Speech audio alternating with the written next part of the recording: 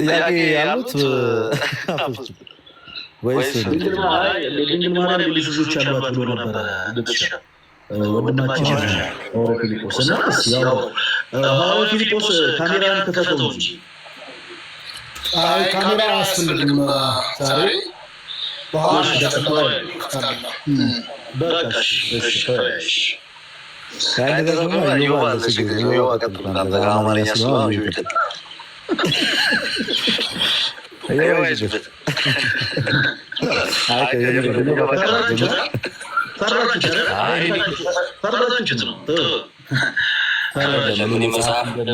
ለወንድም መሰናክል ከምትሆን ይላልና ውደት ያሰማውን ያላውራው። እሺ መጽሐፋዊ ንባቦችን አንሳልንና ወንድም ፊልጶስ እናወራለን ማስረጃዎችን።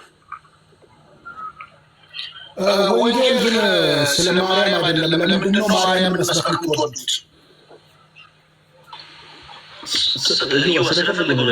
ወንጌል ስለማርያም እሺ ሐዋርያትም አልሰበኩም። ስለ ማርያም ስላልሆነ ስለ ማርያም አልሰበኩም ሐዋርያት።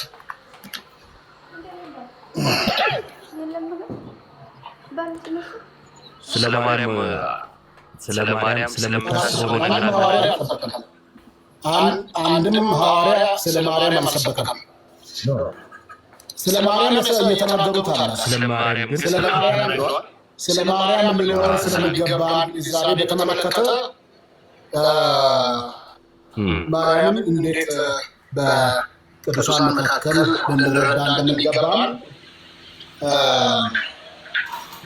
ኢየሱስ ስለ ማርያም የተናገረው መነሻ በማድረግ የተለያዩ ነገሮችን ጠቅሰዋል። በቤተክርስቲያን ማርያም ስለተናገረችው ብቻ ሳይሆን ስላሰበችው ሁሉ ጽፈዋል አይደለም? አዎ ጽፈዋል። ያ ማርያምን እንድንሰብክ አያሳይም፣ እንደሰበኩ አያሳይም። በተከታታይ ስለ ኢየሱስ ስለ ማርያም ከማርያም ጋር ባለ ጉዳይ በዘመናት መካከል ሐሰተኛ አምልኮ እንደሚመጣ አስበው ይሆናል ለቤተክርስቲያን በጣም መሰረታዊ ነገር አስቀምጠዋል በየጊዜው።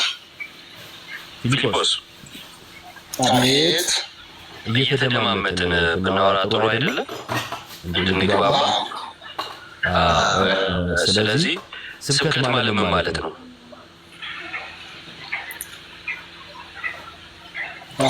አማርኛ ቃላት እናወራበት ነው። አጀንዳችን ላይ ብናወራ ይሻላል። አጀንዳችን የሚገለጽበት አጀንዳ ላይ የሚያወራ ሰው አምጣልኝ ወንድም ፈለገ። እንደዛ የሚባል ነገር የለም። ከጀመርከው ታወራዋለህ እስከ መጨረሻ። አጀንዳ ላይ የሚያወራ ሰው አምጣልኝ አልኩህ። ፊልጶስ እያዳመጥክ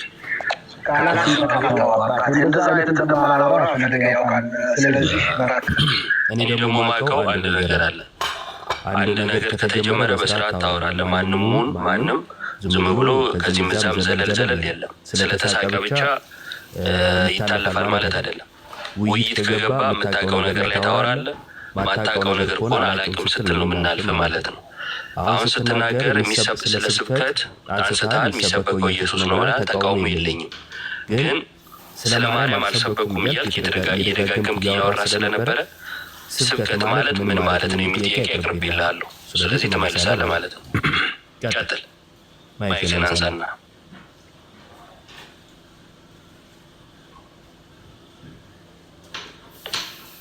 አንሳና ቀጥል ፊልጶስ። እያወራ ከሆነ አይሰማም ወንድማችን ፊልጶስ። የማይክ ምልክቱን ክፈተው ከታች።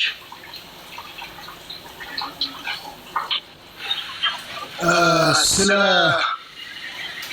ስብከት ምንድን ነው የምለው አይደለም ያነሳነው።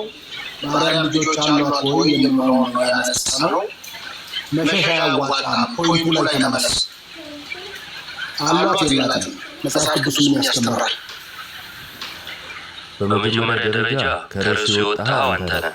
ልጆች አሏት ብለህ ያሰብክበትን ጥቅስ አንጣ ስል የሚሰበከው ስለ ኢየሱስ ነው፣ ወንጌል ስለ ኢየሱስ ነው ብለህ ያወራኸው አንተን። አየህ፣ ውይይትና የምታወራውን አለማወቅን የሚያሳይ ነገር ነው። እንግዲህ በጣም ይቅርታ አንተው ጨዋታውን ስለጀመርከው ማለት ነው። እንመለስ ካልክ ይኸው እመለስልሃለሁ። ከዚህም በኋላ ግን ርዕስ ጠብቀህ ለማውራት ሞክር። ያልተጠየቀ ሚዩት አድርጌያለሁ፣ ሚዩት አድርጋቸው። ስለዚህ ርዕስ ጠብቀህ ማውራት ልመድ ማለት ነው። ርዕስ ካልጠበቅ እንዲህ ጥያቄ ሲነሳ መልሰህ ሌላ ነገር ስለምታወራ። እሺ ማስረጃና አቅርብ። የቱ ጋር ነው ልጆች አሏት የሚለው? አይልም ወይ አንተ መልሰኝ መጀመሪያ። አይልም መካድ ይቻላል። እሺ አሳምነኛ ማስረጃውን አምጥተህ። መካድ መብት ነው። ከቃል በላይ ማመን የለብንም። ማስረጃን የጠየቅኩትን የምታውቀው የሰለቸ የደከመን ማስረጃ አቀርባለሁ። እንደሸሸኸው የምትኖረው ማለት ነው። አማርኛዎቹን ብትመርጥ ጥሩ ነበር ፊልጶስ። ታው ያማል ያተኩር ያማል። እግዚአብሔር ይመስገን ጤነኛ ነኝ። ያለ ማስረጃውን አንጣው ፊልጶስ አሁን እንደዚህ ማቴዎስ ወንጌል ምዕራፍ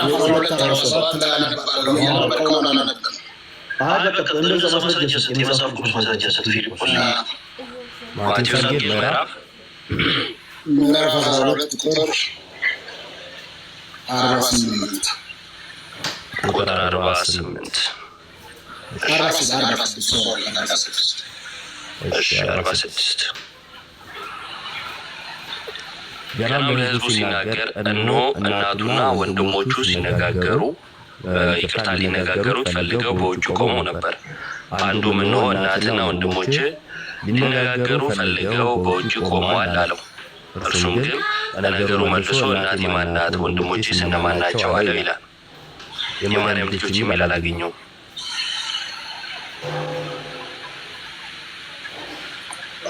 ወንድሞቹ ታዲያ በአባት ወንድሞች በዮሴፍ ወንድሞች ጋር የተወለዱ የዮሴፍ ሚስቶች ደግሞ ከእናቱ ጋር ምን አመጣቸው?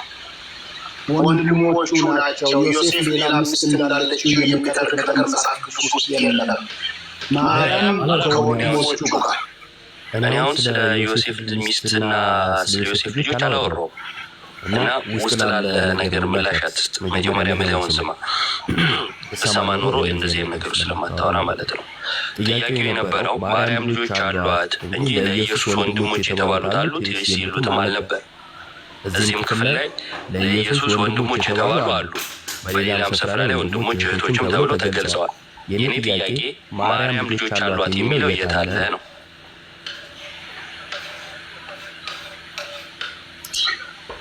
ወንድሞች የሆኑት ታዲያ በምንድን ነው ከሌሎች ተለይተው? እሺ በጣም ጥሩ። እሱን በደንብ አድርጌ እመልስልሃለሁ። በእስራኤላውያን ልማድ ከተጻፈው አትተርክ፣ ልማድ አትተርክ፣ መጽሐፍ ቅዱስን ጥቀስ። ልማድ አትተርክ።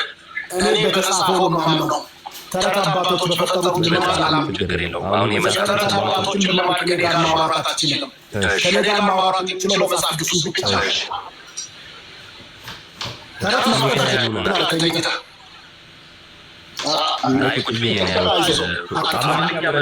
አትፍራ። እንደ ልማድ ወይም ሰርዘኝ። አይ ቲንክ ከሌላ ሰው ጋር ስታወራ እንደው ተስቆል ታልፈዋል እና እኔ ጋር እንደዛ አይሰራም። ከዚህ በኋላ አማርኛ መርጠህ ማታወራ ከሆነ በአንተው አማርኛ አወራሃለሁ ማለት ነው። ስለዚህ ስርዓት ይዘህ ለማውራት ሞክር። ከትልቅ ይቅርታ ጋር ማለት ነው። አይደለም አንተ ከአንተ የተሻሉትም ሰዎች ይዘህ ብትመጣ መሸሽ ሰው አይደለሁም። የያዝኩት እውነት የመሸሽበት እውነት አይደለም። አንተም በዚህ እውነት ቆመ ሰው ፊት መጥተህ ለማውራት ደፍረሃል አይደለም? እኔ ማለት ነው የሽንት ቤት ውጤት የሆነ የሉተር ትምህርትን ይዞ ደፍሮ ሰው ከመጣ እኔማ የጌታዬን እምነት ይዤ መቼም ልሸሽ አልችልም። የጌታዬን ትምህርት ይዤ ማለት ነው። ስለዚህ አማርኛን መርጠህ ስርዓት ይዘህ ኧረ ተረጋጋ። ከምን እንደማመጣ እንኳን ሳሰማ ነው አሁን እያወራ ያለው። እኔ ከመጽሐፍ ቅዱስ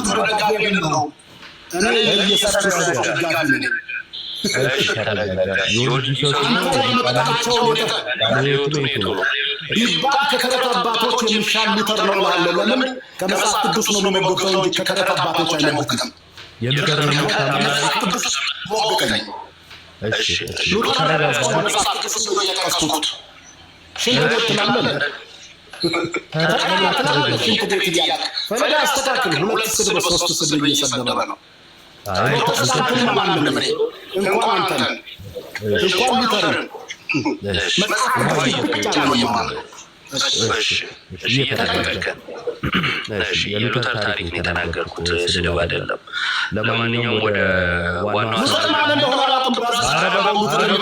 በማን ያለውን አጣራ በማን ያለውን አጣራ አማርኛ ከሆነ ሉተር ካለው ቴክኒክ ለቀጥታ መናቅ ከእግዚአብሔር ቃል ሉተር ማን ነው?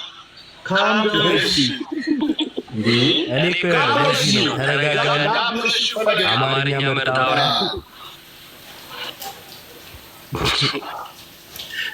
አማርኛ መርጣው አወራ ያልኩት ለዚህ ነው። አየህ አንተ አንድ ነገር ስትናገር እኔ የተፋ አድርጌ መመለስ እችላለሁ። ነገር ግን ውይይቱ ሰላማዊ ሆኖ አማርኛ እኔ አማራ ኦሮሞ በሚለው አላምንም፣ በወንጌል ነው የማምነው። አማርኛ አትበለኝ ከዚህ በኋላ ከፈለግ በእንግሊዝኛ አውራኝ። ስለ ወንጌል እንጂ ስለ አማርኛ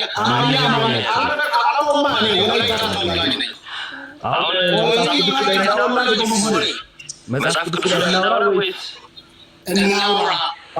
አማርኛ ስለ ወላይትኛ ስለ ኦሮምኛ አይደለም፣ ስለ ኢየሱስ ክርስቶስ ኖራ ባለጌ መጽሐፍ ቅዱስ ላይ እናውራ ነው ያልኩት እኮ። ምንድን ነው እሱ? አከበርኖት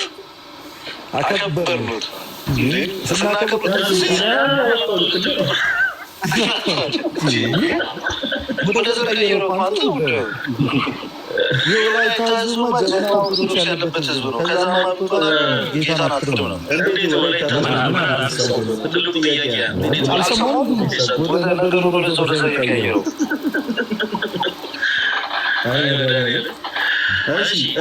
ቋንቋ ላይ እያወራ መሰለኝ እየተቆራረጠብኝ ስለነበረ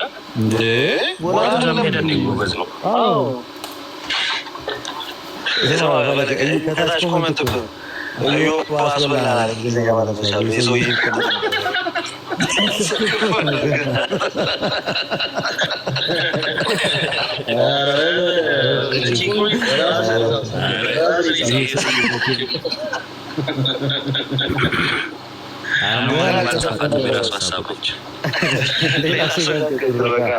ሰላም ያለው ገዳይ እንዴት ነህ? ሰላም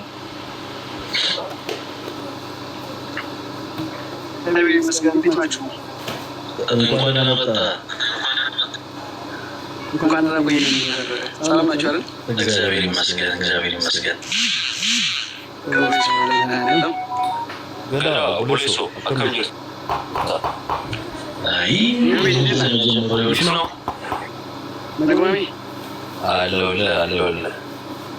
እኔማ ካሁን እኮ በቃ ተገለጠበት ይኸው ምናምን እያልኩኝ በቃ ዛሬ ትዕግስት ከተቻለ ነው በጣም ባይዘው የጠየቁት ጥያቄና ላሳየው የነበረው ከመጽሐፍ ቅዱስ ነው። በእስራኤላውያን ልማድ ወንድም መባባል በምን መልኩ አለ የሚለውን ማለት ነው። የአጎት ልጅ ሆኖ ለምሳሌ አብርሃምና ሎጥ የታላቅና የታናሽ ልጆች ሆነው ግን ወንድም ይባባላሉ። ከአንድ እናት መወለድ ብቻውን አይደለም፣ በእስራኤላውያን ልማድ ማለት ነው።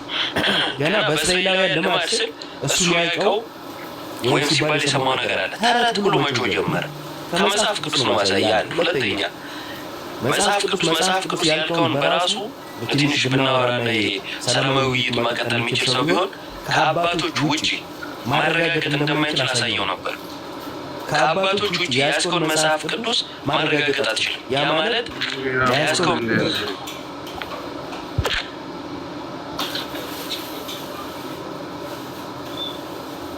ይላል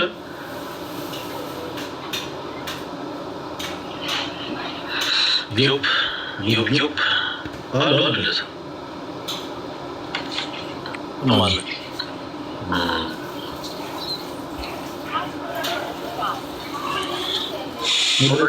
ስማላቃቸውን ሰዎች አታስገቡ። እሺ ማቃቸውን አካውንቶች እኔ ያስገባሁ አታስገቡ። እሺ የንጉስ ልጅ ነው የሚል ቲክታክ አካውንት ይሰማል።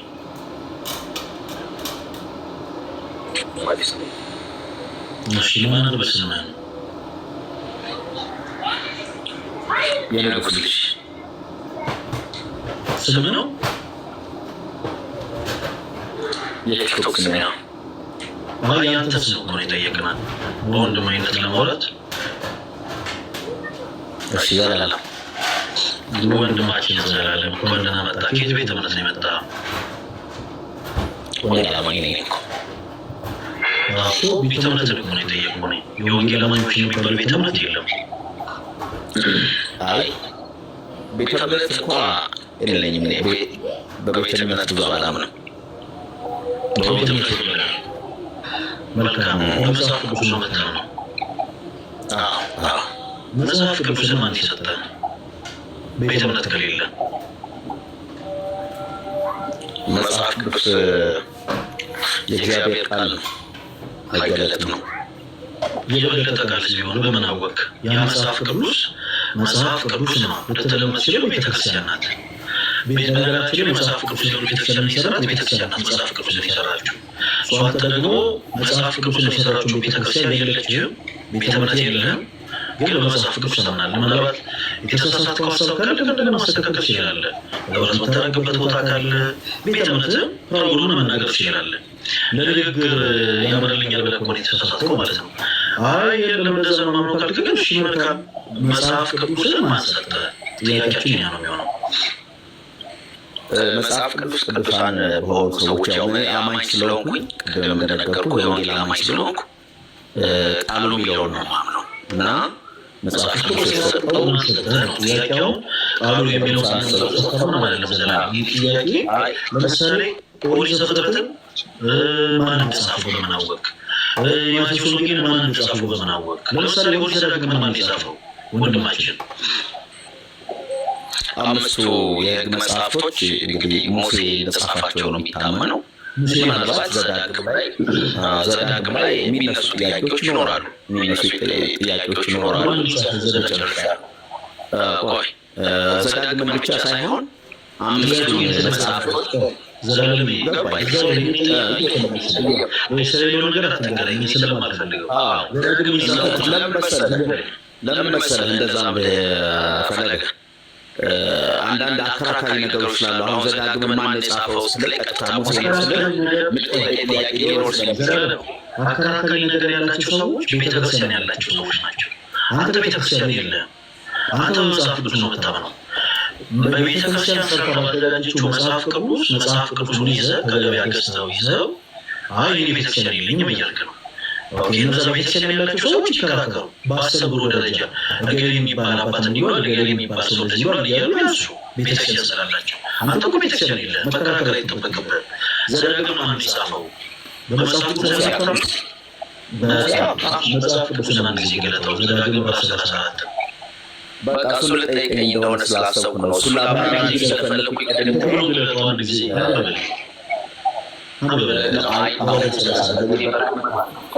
መጽሐፍ ቅዱስ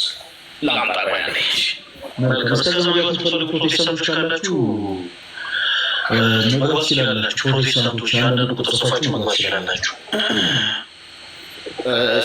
ዘዳግም 34 ያው መጀመሪያ እሱን ልጠይቀኝ እንደፈለክ ነው። አሁን ዘዳግምን ማን ጻፈው ስትለኝ ቀጥታ እሱን ልጠይቀኝ እንደምትችል አስቤ ነው። ጉዳዩ ለማይቀር ችግር የለውም። ዘዳግም 34 እሺ ከአምስት እስከ 8 ተባብለን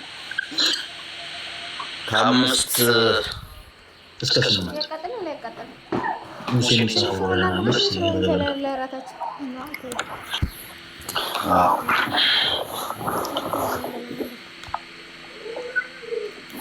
የእግዚአብሔር ባሪያም ሙሴ እንደ እግዚአብሔር ቃል በዚያ በሞዓብ ምድር ሞተ። በቤተ ፌጎርም ፊት ለፊት በሞዓብ ምድር በሸለቆ ውስጥ ተቀበረ። እስከዛሬም ድረስ መቃብሩን ማንም አላወቀውም ይላል። መልካም እንግዲህ ይህንን መጽሐፍ ማን እንደጻፈው ስጠይቅ ሙሴ ነው የጻፈው ብለኝ ነበር።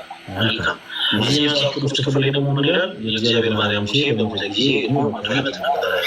አይኑ አልፈዘዘም፣ ጉልበቱም አልደነገዘም ነበር። የእስራኤል ልጆች በቤተ ሆል አቅራቢያ ባለችው ቦታ ቀበሩት። ንጉሡ የሚያለቅስበት የለቅሶ ዘመናት ይህን ያክል ነበረ እያለ እየተናገረ ይቀጥላል። ይህን የመጽሐፍ ቅዱስ ክፍል የጻፈው ማን ነው? ወንድማችን ዘላለም።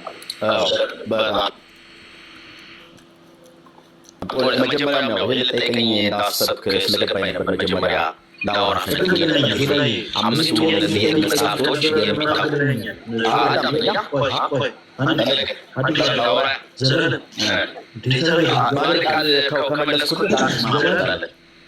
በመጀመሪያ ነበር። አሁን ከቅድም ጀምሮ ይህን ጥያቄ ልጠይቀኝ ነበር፣ ይህን ጥያቄ ልጠይቀኝ ነበር፣ ይህን ጥያቄ ልጠይቀኝ ነበር ብለህና እሺ። አሁን እሱ ደግሞ ስለ ማን ነው ስልህ ዘላለም እንደገኝ ሁሉ ማን ነው ስልህ ማንነቱ ነው መጀመሪያ የምትነግረው። ከዛ ማብራሪያ ስፈልግ መጽሐፍ ቅዱስን ገልጠህ ማብራሪያ ስፈልኛል። ስለዚህ በመጀመሪያ የጠየቁት ጥያቄ ማንነቱ ነው። ማን ነው? በቃ ይኸው ስለ ሚሽን አይደለም። ይሄን ነው የመጽሐፍ ቅዱስ ክፍል የጻፈው ማን ነው? ምናልባት ዘዳግም 34ን ከሙሴ ጋር የነበሩ ሰዎች ጽፈውታል ተብሎ ነው የሚታመነው። ከመጽሐፍ ቅዱስ ላይ ፈጽሞ አናገኘው። ከመጽሐፍ ቅዱስ ላይ ያልተጻፈው ነገር አልተጻፈም። የተጻፈውን ነው የምናወራው። የተጻፈውን ተዋልኮሆነ ማን ይጻፋል? በያል በማስረጃ ሰጠኝ ሙሴ እንደጻፈው የመጽሐፍ ቅዱስ ክፍል ከመጽሐፍ ቅዱስ ላይ 5ቱ የህግ መጽሐፍቶች በአንድ ላይ የታተሙ መጽሐፍቶች ስለነበሩ ህግንም የተቀበለው ሙሴ ስለነበር ሙሴ ተጻፈው። እስኪ አምስቱን የጻፈው ሙሴ እንደሆነ ማስረጃ ሰጠኝ። ዘዳግም ደግሞ በኋላ ጠይቃለሁ። አምስቱን ዘፍጥረትን እሱ ማስረጃ ሰጠኝ። እኔ መጽሐፍ ቅዱስን ሳነብ ሌሎችም አጋዥ መጽሐፍቶችን አነባለሁ። መጽሐፍ ቅዱስን እንድረዳ የሚያደርጉኝ አጋዥ ልክ ነው። አጋዥ መጽሐፍቶችን ግን አላነብም።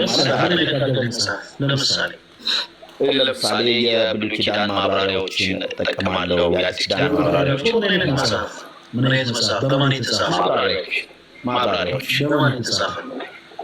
በተለያዩ የኮሌጅ በተለያዩ ኮሌጅ ላይ ያሉ እኔ ተምሬያለሁ። በነገራችን ላይ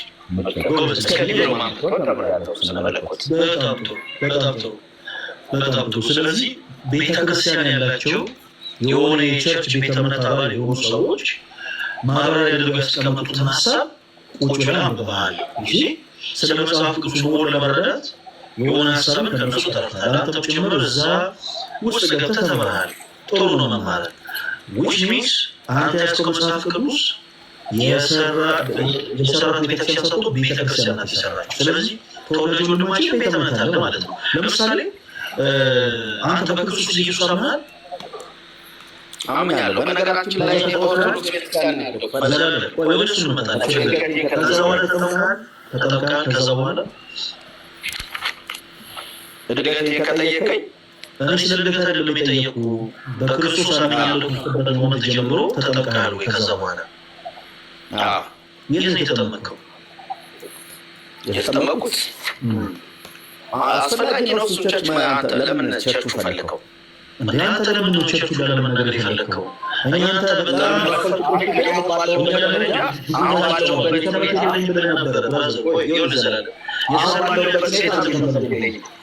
ወንድማችን ዘላለም እባክህን አዳምጠኝ። በመጀመሪያ ደረጃ በቤተ እምነት ልታፍርበት አይገባም። ሲቀጥል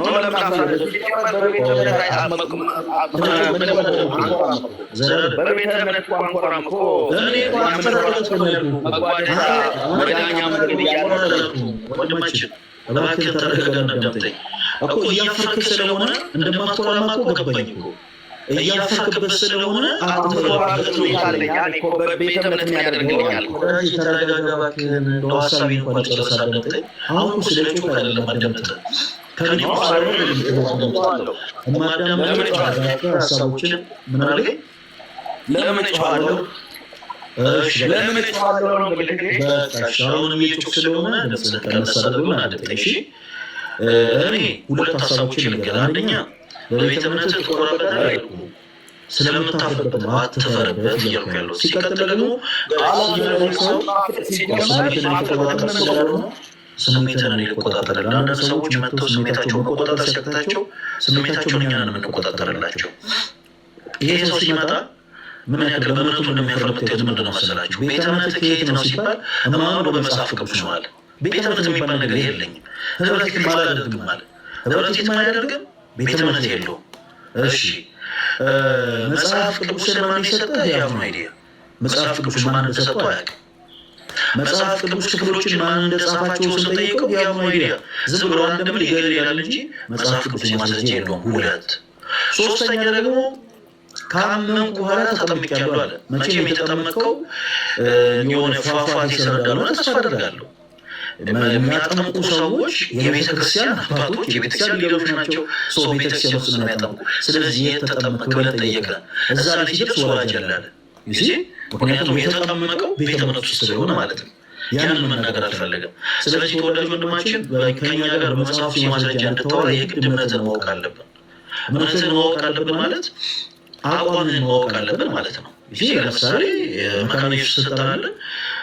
ለምሳሌ መካነ ኢየሱስ ሚሽን ብታደርግልን መካነ ኢየሱስ አስተምሯለት ከአንተ ጋር ስንወያይ ከመካነ ኢየሱስ አስተምሮ ሸርተት ብትል እያስቆምን መወየት እንችላለን ማለት ነው።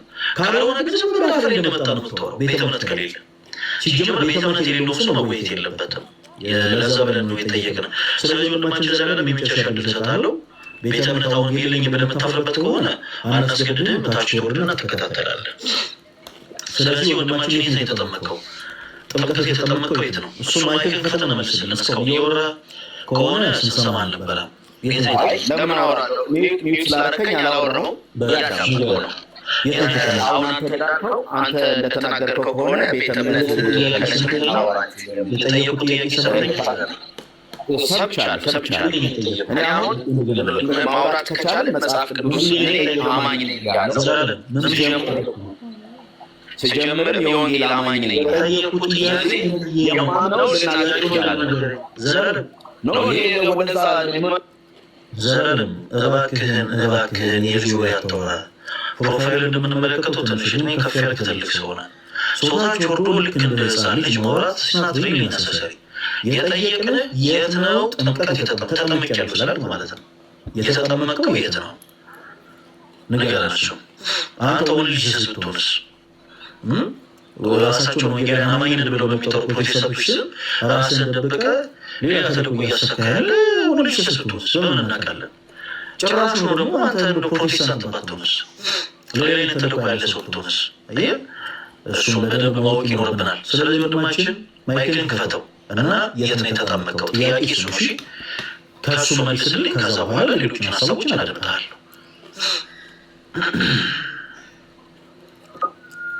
እኔ ስለ ፕሮቴስታንትም ስለ ቤተ እምነት እንድነግር አልተጠመቀው የት ነው? ስለነሱ ምታወራ የጠየቁት ጥያቄ ምንድን ነው ወንድማችን? መሰረታዊ የሆኑ ነገሮች አሉ። መስማት የምችላቸው የጠየቁት ጥያቄ ሲጀመር መስማት አልፈልግም። የጠየቀኝ ጥያቄ መስማት በዛ ላይ ማውራት ማለት ነው። የጠየቁት ጥያቄ ምንድን ነው? አሁን የጠየቁት ጥያቄ ቤተ እምነትህን ንገረኝ። ቤተ እምነትህን ንገረኝ አላልኩም። እንደዛ ብዬ አልጠየኩም። እሱ ነው የጠየቀኝ እኮ አልጠየኩም። እኔ መጨረሻ ላይ የጠየቁት ጥያቄ ሌላ ነው። አየህ፣ አታዳምጥ። በደንብ አዳምጠኛውን ጥያቄውን አንተ በክርስቶስ ካመንክ በኋላ ተጠምቀሃል ወይ ስል አዎ ተጠምቄያለሁ ብለኸኛል። የተጠመቀው የት ነው? እሱን መናገር ስለማልፈልግ ነው እዚህ ሚዲያ ላይ ወዳጅ። ለምንድን ነው መናገር የማትፈልገው? ይሄ የሽፍታ ቡድን አይደለም እኮ ወስዶ ያጠመቀህ አንተ። ስለዚህ ነገር እኔ ትልቅ ቸርች ላይ የተጠመቅኩት አሁን ቤተ እምነት አቀንቃኝ ስላልኩ ትልቅ ቸርችና ትንሽ ቸርች ልዩነት ምንድን ነው? አልገባኝም። ትልቅ ቸርች ምንድን ነው? የፕሮቴስታንት ቸርች የሚባለው ነገር ድሮ የሚታወቁ ቸርቾች ላይ በጣም ብዙ ጉባኤ ያለበት ብዙ አባላት ያለበት ለማለት ፈልጌ ነው። እና እኔ ደግሞ የቤተ እምነት ነው። አሁን ቤተ እምነት ላይ በጣም ብዙ ጥያቄዎች ስላሉኝ የቤተ እምነት አቀንቃኝ ቀላል የሆነ ነገር ነገርኩህ። የተጠመቀው የት ነው? የሆነ ትልቅ ቸርች ነው ማለት አዳራሹን ነው እንዴት የገባው? ወንድማችን ዝም ብለህ አዳራሹ ነው ሰፊነቱን አይተህ ነው የገባው? እኔ የጠየቅን እኮ የት ነው የተጠመቀው? ወደ ጌታ የመጣሁት ከጨለማ ወደሚደነቅ ብርሃን መጣሁኝ እንጂ ወደ ቤተ እምነት አልመጣሁም። ቤተ እምነት መጥተሃል አላልኩም ወንድማችን። እኔ ወደ ቤተ እምነት መጥተሃል ችግር የለውም። በቃ አንድ ቀለል ያለ አንድ ሀሳብ እናንሳ እናንተ ሰውን የመጣንበትን ይህ ሰው ቤተ እምነት የለኝ ብሎ ነበር መጀመሪያ ላይ። ከዛም ደግሞ ያደረስንበት ደግሞ ድምዳሜ ደግሞ ቤተ እምነት የሚባል ወደ ቤተ እምነት የሚባል ነገር አልመጣሁም። ወደሚደነቀው ብርሃን እንጂ ወደ ቤተ እምነት አልመጣሁም። አንድ ሰው ቤተ እምነት የለኝም ሲል ምን አይነት ኮንሲኩዌንስ ሊመጣ እንደሚችል አሁን ታያላችሁ። እሺ ወንድማችን አንተ በአብ ወልድ መንፈስ ቅዱስ ታምናለህ? ወንድማችን ዘላለም እርግጠኛ ታምናለህ? በጣም ጥሩ። እሺ ወልድ ክርስቶስ ለአብና ለመንፈስ ቅዱስ ቃል እንደሆነ ታምናለህ? አምናለሁ። መንፈስ ቅዱስ ለአብና ለወልድ ቅዱስ መንፈስ ወይም እንደሆነ ታምናለህ? አምናለሁ። በጣም ጥሩ። ወልድ ለአብና ለመንፈስ ቅዱስ ቃል ከሆነ መንፈስ ቅዱስ ለአብና ለወልድ ቅዱስ መንፈስ ወይም ስንፈስ ከሆነ አብ ለወልድና ለመንፈስ ቅዱስ ምንድን ነው? ወንድማችን ዘላለም አብ አባት ነው። እሺ ለመንፈስ ቅዱስም አባት ነው የሚል መጽሐፍ ቅዱስ ማስረጃ ሰጥቷል። አንተ ወንጌል አማኝ ስለሆንክ መጽሐፍ ቅዱስ ላይ በጣም ጎበዝ ነህ። በቃ አሁን ምን ሌላው ማስረጃ መሰለህ? አብ አባት ነው። አንተ አታብራራልኝ። አሁን ማስረጃ መንፈስ ቅዱስ ደግሞ ከአብና ከወልድ የወጣ እኔ ጠየቁ ለአብ ለወልድና ለመንፈስ ቅዱስ ነው። ለወልድና ለመንፈስ ቅዱስ አባት ነው የሚሉት እኔ አንብቤ አላውቅም መጽሐፍ ቅዱስ ላይ። ለወልድ አባት ነው አምናለሁ። እኔ ጠየቀው ወልድ ለአብና ለመንፈስ ቅዱስ ቃል እንደሆነ ታምናለህ? አዎ አምናለሁ። ስህተት ስላላገኘሁት አለፍ። መንፈስ ቅዱስ ለአብና ለወልድ መንፈስ ወይም ደግሞ ቅዱስ ስንፋስ እንደሆነ ታምናለህ ሲል አዎ አምናለሁ። እሺ አብ ለወልድና ለመንፈስ ቅዱስ ምንድን ነው ስለ አባት ነው ብለኛል። ለወልድና ለመንፈስ ቅዱስ ነው። ለመንፈስ ቅዱስ አሁን ጥያቄውን ደግሞ መመለስ እሺ አዳምጠኝ። አብ ለወልድ አይደለም ያልኩት። አብ ለወልድና ለመንፈስ ቅዱስ ምንድን ነው? ወልድ ለአብና ለመንፈስ ቅዱስ ቃል ከሆነ መንፈስ ቅዱስ ለአብና ለወልድ ቅዱስ መንፈስ ወይም ስንፋስ ከሆነ አብ ለወልድና ለመንፈስ ቅዱስ ምንድን ነው? ወንድማችን ዘላለም በጣም ጥያቄው ይታረም። ምኑ ላይ ይታረም መሰለህ? አብ ለወልድና ለመንፈስ ቅዱስ ምኑ ነው ከምትል ለወልድ ከሆነ አባት ነው። ወልድ ስጋ ለብሶ ወደዚህ ምድር ስለመጣ የእግዚአብሔር ልጅ ይባላል። መንፈስ ቅዱስ ግን ከአብ ዘንድ የወጣ ነው ወይም ደግሞ ከወልድ ቤት የወጣ ነው። ወንድማችን ዘላለም ለምን ነው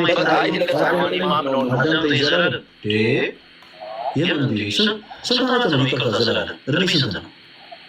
እድሜን ልነግርህ አልችልም። እድሜን ነገር ያንተ ነገር ሁሉም የተደበቀ ነው። እድሜን ማትነገራቸው ችግር የለውም። እንደዚህ ከምንኛ ከምንደምጠው ትልቅ እሺ የኔ ታናሽ ችግር የለውም። ስለዚህ በቀላሉ ነገሮችን ታመዛዝናለህ ብዬ ተስፋ አደርጋለሁ። ወንድማችን ዘላለም እኔ የጠየቁት ጥያቄ ላይ ምንም ስህተት የሌለው ከማን አንፃር ነው? ወልድ ለአብና ለመንፈስ ቅዱስ ምን እንደሆነ ነግረኸኛል። ቃል እንደሆነ ብራዘር በአብ በወልድ በመንፈስ ቅዱስ አምናለሁ ብለኸኛል። በአብ በወልድ በመንፈስ ቅዱስ አምነህ ወልድ ለአብና ለመንፈስ ቅዱስ ቃል እንደሆነ ነግረኸኝ፣ መንፈስ ቅዱስ ለአብና ለወልድ ቅዱስ መንፈስ እስትንፋስ መሆኑን ነግረኸኝ፣ አብ ለወልድና ለመንፈስ ቅዱስ ምንድን ነው ስልህ ወራጅ አለ አትበል። እምነትህ ስለ ወልድና ስለ መንፈስ ቅዱስ ብቻ ሳይሆን ስለ አብም ጭምር ነው። ስለዚህ ለወልድ ቃል ነው ብለህ ለአብና ለመንፈስ ቅዱስ ቃል ብለህ እንደመለስ ችሉ ስለ መንፈስ ቅዱስን ለአብና ለወልድ ቅዱስ መንፈስ ወይም እስትንፋስ ነው ብለህ እንደመለስ ችሉ አብ ለወልድና ለመንፈስ ቅዱስ ምንድን ነው የሚለው ነው መመለሳለን። ምክንያቱም ትምህርቱ መጽሐፍ ቅዱስ ላይ ስለሆነ የማታውቀውን አላውቅም ነው የምትለው። እሺ መቀባጠር አይቻልም። ኦኬ ከኛ ጋር ስታወራ እንዲህ በማስረጃ ነው የሚወራው።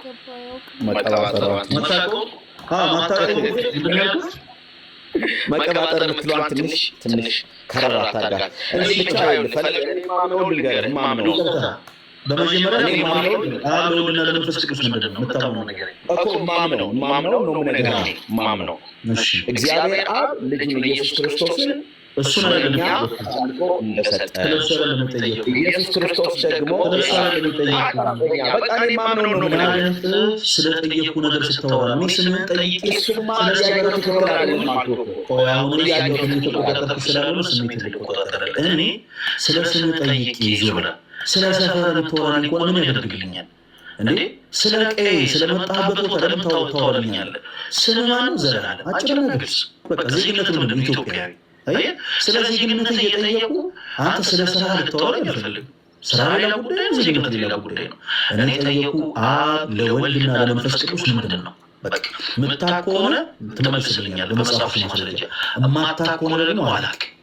ኦኬ ልክ እንደ አዋቂ ሰው ማለት ነው። እሺ ዞራ ኦኬ ጥያቄው እሱ ነው። ስለሌላ ነገር ስትወራ ጣልቃ ገባብሃለሁ፣ አስቆምሃለሁ።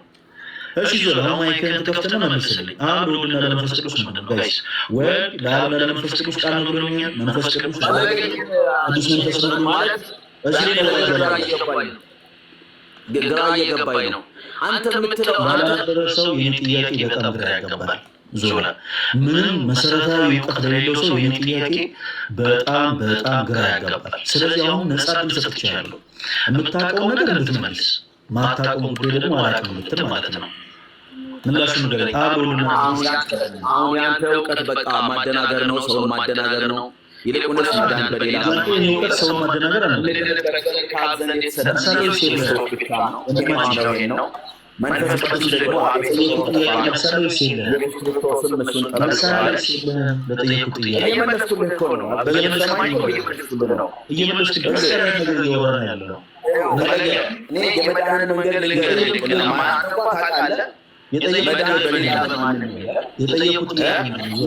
መንገድ ኢየሱስ ክርስቶስ ብቻ ነው። መንፈስ ቅዱስ ሚውት ላድርግልህ ጋይስ። ይህን ጥያቄ ጠየቅነው በምክንያት ነው። ወንድማችን ዞላ ነው ተምረህ ትወጣለህ። ቢያንስ ይህን እንኳን ነገርን ይህን እንኳን አስረድተህ ትወጣለህ።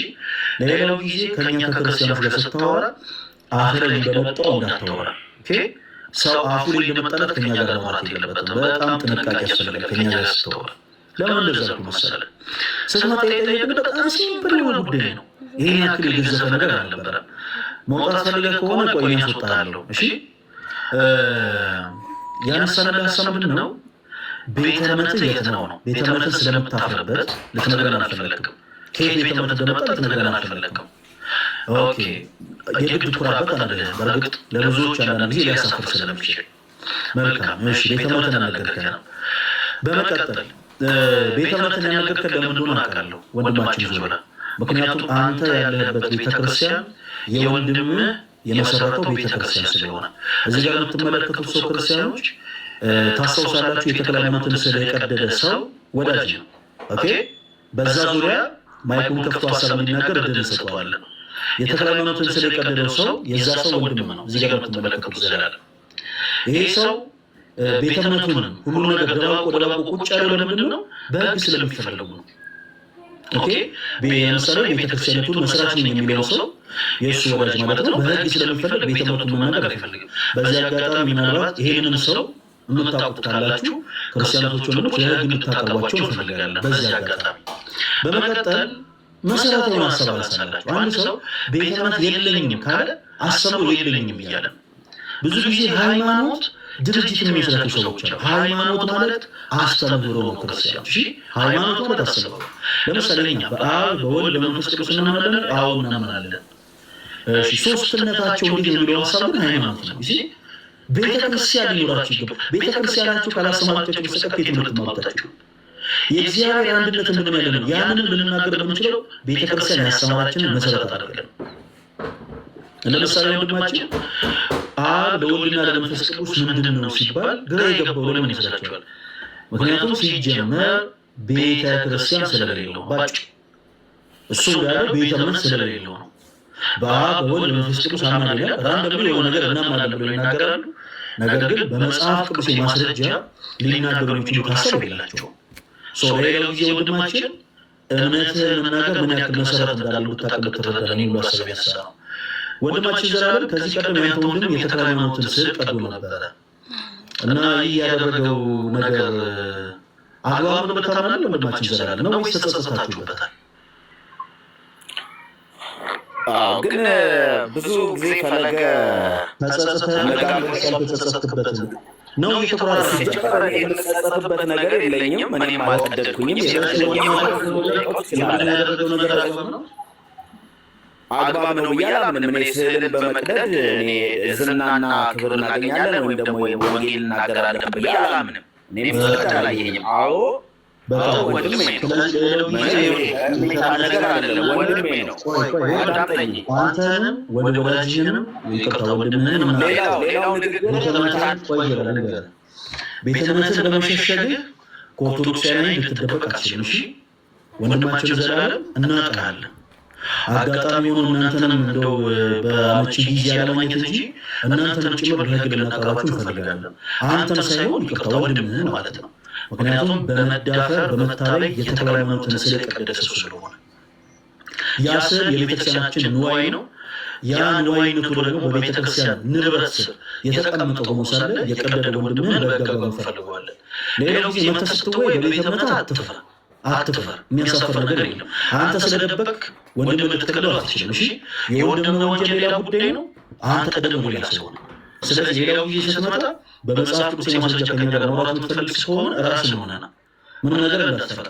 ኦርቶዶክሳውያን መብታቸውን ማስከበር የሚፈልጉ በህግ አግባብ መብታቸውን ማስከበር የሚፈልጉ ሰዎች እንጂ ነፍሰ ገዳዮች አይደሉም። ሌላ ጊዜ ስጋት አይገባ፣ አትፈራ። እኛ የምናምነው በክርስቶስ ኢየሱስ ነው። የቤተክርስቲያናችን ንብረት ግን ሲነካ ግን እያንዳንዱ ሰው በህግ አግባብ ጠይቃል። እሺ ስትመጣ ጀምሮ ቤተ እምነትን መናገር የፈራው የተጠመቅ መናገር የፈራው ሙሉ ባግራውንድ መናገር የፈራው ለምን እንደሆነ ይገባናል እና እናውቃለን። ስለምናውቅ ራስን በዚህ ልክ ለመደበቅ እንዳትሞክር። ኤኒዌይስ ቤተ እምነት ቤት እንደሆነ ስለማውቅ በሌሎች ሀሳቦች ዙሪያ ከኛ ጋር ማውራት ትችላለህ። ኦኬ እሺ ወንድማችን ዘላለም ከዚህ በኋላ ቤተ እምነትን ስንጠይቅ በቃ እንዳትፈራ። እኛ ወንድምህን ለህግ ማቅረብ የምንፈልገው ቤተ እምነቱ የት ነው ቸርቹ የት ነው ምናምን ብሎ ሌላ አይነት ስህተት መስራት ፍላጎት የለም። እሺ ሌላ ጊዜ እንዳትፈራ ብራዘር፣ በዚህ ጉዳይ ምን እንዳትፈራ። ሲቀጥል ኦፒኒየን የጠየቁት ደግሞ በምክንያት ነው። የወንድምህ ስራ ስህተት እንደሆነ እዚህ ሆነ ላይ መጥተህ አንተ ተናግረሃል። አይ ሆፕ አንተም ከሌሎች ክርስቲያን ወንድሞች እኩል ሆነ ወንድም የሚሰራው ነገር ስህተት እንደሆነ እንደምትናገር ተስፋ አደርጋለሁ ወደፊት። እናመሰግናለን። አሁን ለሰጠህን ሀሳብ ፈለገ በጣም ብዙ ስህተት ስለተሳሳትክ ልንገርህ። እኔ ሲጀመር እኔ ወንድሜ በሚያገለግልበት ቤተክርስቲያን የማገለግል ሰው አይደለሁም። አዳምጥ፣ ያለሁትም እዛ ቸርች አይደለሁም። በጣም የተሳሳተ ነገር አታውራ። ሁለተኛ እሱም ቢሆን በህግ ተጠይቋል፣ በህግ ቀርቧል። ህግ አይቶ ነፃ ነህ ብሎ ለቆታል። እኔ እሱም አይመለከተኝም። ወንድምነቱን አልክድህም። ገብቶሃል? እኔ ደግሞ ስዕል ስቀድ አላየኸኝም። ስቀድ አላየኸኝም። የእሱ ስህተት ወደ እኔ ሊመጣም አይችልም። እኔ ነፃ ሰው ነኝ። ከፈለግ ያለበት ቦታ ድረስ ልመጣ እችላለሁ። አይደለም ህግ ፈርቼ የምደበቅ ሰው አይደለም። እሱም አልተደበቀም፣ እኔም አልተደበኩም። እሱም በነፃነት ነው የሚመላለሰው፣ በነፃነት ነው የሚያገለግለው አለ። ህግ ጠይቆት ህግ ጋር ቀርቧል፣ ታስሮ ነበረ። ህግ ነፃ ነህ ብሎ ፈቶታል። እሱ አሁንም ከጠየቃችሁ መጠየቅ መብታችሁ ነው። የኔን እምነትና የኔን አቋም ግን ከእሱ ጋር መለጠፍ አትችልም። ሲቀጥል በእኔና እሱ ያስተምረው ልዩነት ሊኖር አሁንም የተባልከው ሰው ያለለው ነገር ሊያካ አይገባም። ወንድማችን ዘላለም ወንድም ስራ ትጠየቃለህ እኮ አላልንም፣ ግን ስትመጣ ይህን ያክል ራስህን ለምሳሌ የዛ ሰው ወንድም ልሆንክ እያወቅ ለምሳሌ አብራችሁ እዛ አዳራሽ ውስጥ እንደምትሽከረከር እያወቅ ምን ነገር ስለሆነ ማለት ነው። ሁሉም ነገር ከኛ ተሰውሮ አይደለም ለተፈለገ ነው ዘላለም። ሲቀጥል አንተ እኛ ያለበት ድረስ መምጣት አይጠበቅብህም። እኛ ካስፈለገ ስህተት የሰራው ሰው ያለበት ቦታ ድረስ መሄድ እንችላለን። ኦኬ ይሄ እኮ ለእኛ አዲስ ነገር አይደለም። ብዙ ላይ ሲቀጥል አንተ በወንድም ስራ ትጠይቃለህ አላለህም። አሁን እኛ እዚህ ውስጥ እሺ አንተ ወንድም በሰራው ስህተት አብረህ እንደው ከምን የተገኘ ሰሊጥ አበሽ ወቀጭ አይነት ስታፍ እናደርጋለን አላልንም። በዚህ አይነት ዙሪያ ምንም ሀሳብ አይግባ። ተወዳጅ ወንድማችን ስትመጣ ግን ይህን ያክል መፍራት የለብህም።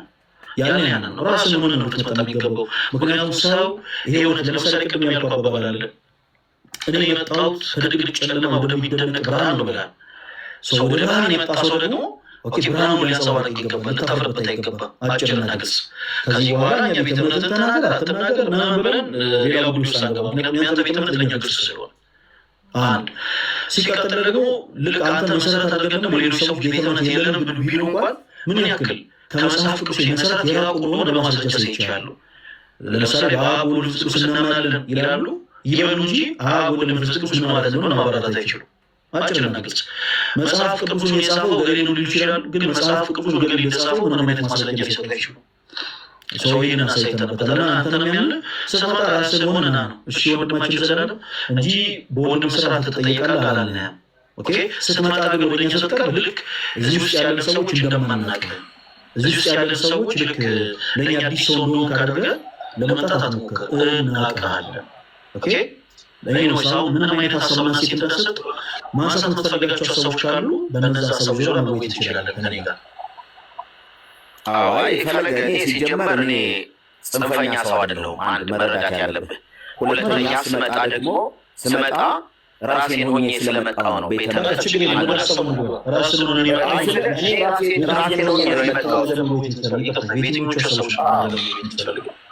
እኔ በቃ እኔ ሲጀመር ልማር ፈልጌ ነው የገባሁት። ያው ጥያቄ ስላነሳ ነው እንጂ እኔ ያው ሀሳቡ መጀመሪያ ሲነሳ ማነው አፖስትል ፊልጶስ ገብቶ ሀሳብ ሲነሳ ነው የገባሁት። ለመማር ነው ለምንድን ነው ግን ፈለገ የማታዳምጠው? ወደ ፖይንቱ ወደ ውይይቱ ልንገባ ሀሳብ ሲመጣ ልማር ፈልጌ ልማር ሀሳቦችን ልሰማ ፈልጌ ነው የመጣሁት። ገብቶሃል? ቤተ እምነቴን አምጥቼ እዚህ ጋር እየተናገርኩት ቤተ እምነቴን ወክዬ አላወራም። ገብቶሃል? ሲጀመር እኔ ደግሞ የቤተ እምነት ነቃኝ እችላለሁ። አሁን በመጽሐፍ ቅዱስ ማስረጃ ከኛ ጋር ማውራት ትፈልጋለህ? ትችላለህ ወይስ አትችልም? በምናነሳቸው ሀሳቦች በመጽሐፍ ማስረጃዎች ሀሳብ አስተያየት ምናምን ይሄ ሻይ ቡና ፕሮግራም ላይ መስለ ማለት ነው። በመጽሐፍ ማስረጃዎች ከኛ ጋር ማውራት ትችላለህ ወይስ አትችልም? ዙ ላይ እንደምትችልና እንደማትችል ንገረን። ማይክል ክፈተው፣ እያወራ ከሆነ ይሰማል። አይ ይሄ ለምጠይቀኝ ጥያቄ መልስ ልሰጥ ዝግጁ ነኝ። ግን ያው አንተ መልስ ስትሰጥ ታገኛለህ። ስለዚህ ችግሩ እሱ ጋር ነው። አታስወራኝም።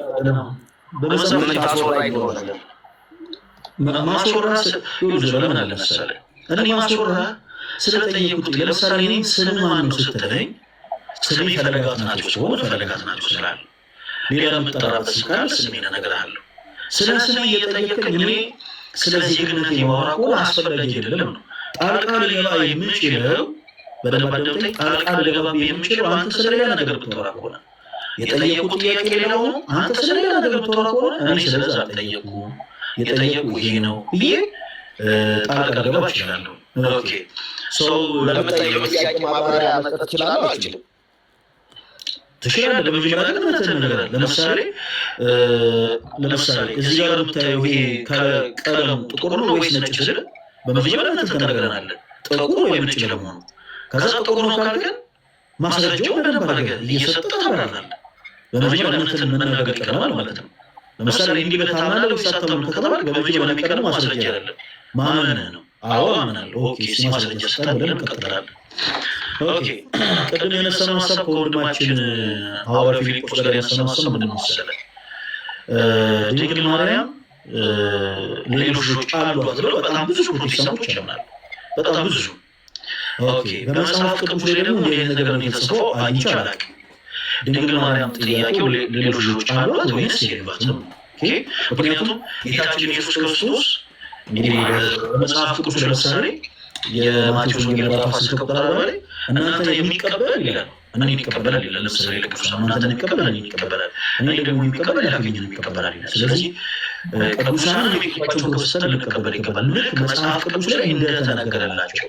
ከዛ በተጨማሪ ቅዱስ ጳውሎስ በሮሜ መልእክቱ ምዕራፍ 13 ቁጥር 7 ላይ ክብር ለሚገባው ሁሉ ክብር ስጡ ይለናል። ለምሳሌ ቅዱስ ጳውሎስ ቅዱስ ብዬ የምጠራው መጽሐፍ ቅዱስ ስለሚያዝኝ መጽሐፍ ቅዱስ ስለ ጳውሎስ ሰብኮኝ ሳይሆን ስለ ክርስቶስ ኢየሱስ ግን ዋጋ የከፈለ ትልቅ ሐዋርያ ስለሆነ የእሱን ስም ቅዱስ ብዬ የምጠራ መጽሐፍ ቅዱስ ያስተምረኛል ይነግረኛል። ሰው ጥያቄው ማርያም ሌሎች ልጆች አሏት ወይስ የሏትም? ወንድማችን ዞረ እኔም የማምነው አሏት ብዬ ነው። በእርግጥ አሏት ብዬ አምናለሁ። የማምነው ማለት 100% የሆነ መረጃ ኖሮ አይደለም። መጽሐፍ ቅዱስ ላይ 100% የሆነ መረጃ የለም። ግን ምንድነው ቅድም ሐዋርያው ጳውሎስ ያነሳው ስለ ወንድሞቹ እናቴስ ማናት? እናቴ ማናት? ወንድሞቼ እነማን ናቸው? የእግዚአብሔርን ቃል የእግዚአብሔርን ፈቃድ የሚፈጽሙ አይደለምን ብሎ እሱ ሀሳቡ ሲያስቀይር እንመለከታለን። እነዛ ወንድሞቹና እናቱ እሱን ፍለጋ እንደመጡ ይናገራል። ስለዚህ እነዛ ወንድሞቹ እነማን ናቸው ስንል የማርያም ልጆች ናቸው ብለን እናስባለን። ይሄም 100% የሆነ መረጃ ነው ለማለት ያስቸግራል። ምክንያቱም እነዛ ልጆች ምናልባት የዮሴፍ ይሆናሉ ተብሎ እንደዛም አይነት እሳቤ ስላለ ማለት ነው። የትኛውን ታምናለህ ብትለኝ ግን እኔ አሏት ብዬ ነው የማምነው። አንዱ እሱ ነው። ሁለተኛ ማቴዎስ 13:46 ላይ ያነበበው፣ ዮሐንስ ወንጌል ምዕራፍ 7 ላይ ደግሞ የሚናገረው ማቴዎስ ወንጌል ምዕራፍ 13 በመጀመሪያ እናነበው። እሺ ከቁጥር ስንት ጀምሮ ላንብብልህ? ቅድም ስለተነበበ ምን ማንበብ ያስፈልጋል? አይ በደንብ አሰማኝ ነበር ሲነበብ። ከቁጥር ስንት ጀምሮ ላንብብ? ምዕራፍ 13 ምዕራፍ 13 ቆይ አንዴ 46 መሰለኝ ምናልባት ተሳስቼ እንዳይሆን ከቁጥር 54 ጀምሮ ላንብብ። ኦኬ 53 ጀምረን እናነበዋለን። እሺ ሌላ ብዙ ሰዓት እናነበዋለን። እሺ እንደዚህ ይላል። ኢየሱስም እነዚህ ምሳሌዎች ከጨረሰ በኋላ ከዚያ ሄደ። ወደ ገዛ አገሩ መጥቶ ሲገረሙ ድረስ በምኩራባቸው ያስተምራቸው ነበር። እንዲህም አሉ፣ ይህ ጥበብና ተአምራት ይህ ከወዴት አገኘው? ይህ የጸራቢ ልጅ አይደለምን? እናቱስ ማርያም ይቅርታ፣ የጸራቢ ልጅ አይደለምን? እሺ እናቱስ ማርያም ትባል የለምን? ወንድሞቹስ ያዕቆብ፣ ይሁዳ፣ ስምዖን አይደሉምን? እህቶቹስ ሁሉ በእኛ ዘንድ ያሉ አይደሉምን? ይላል።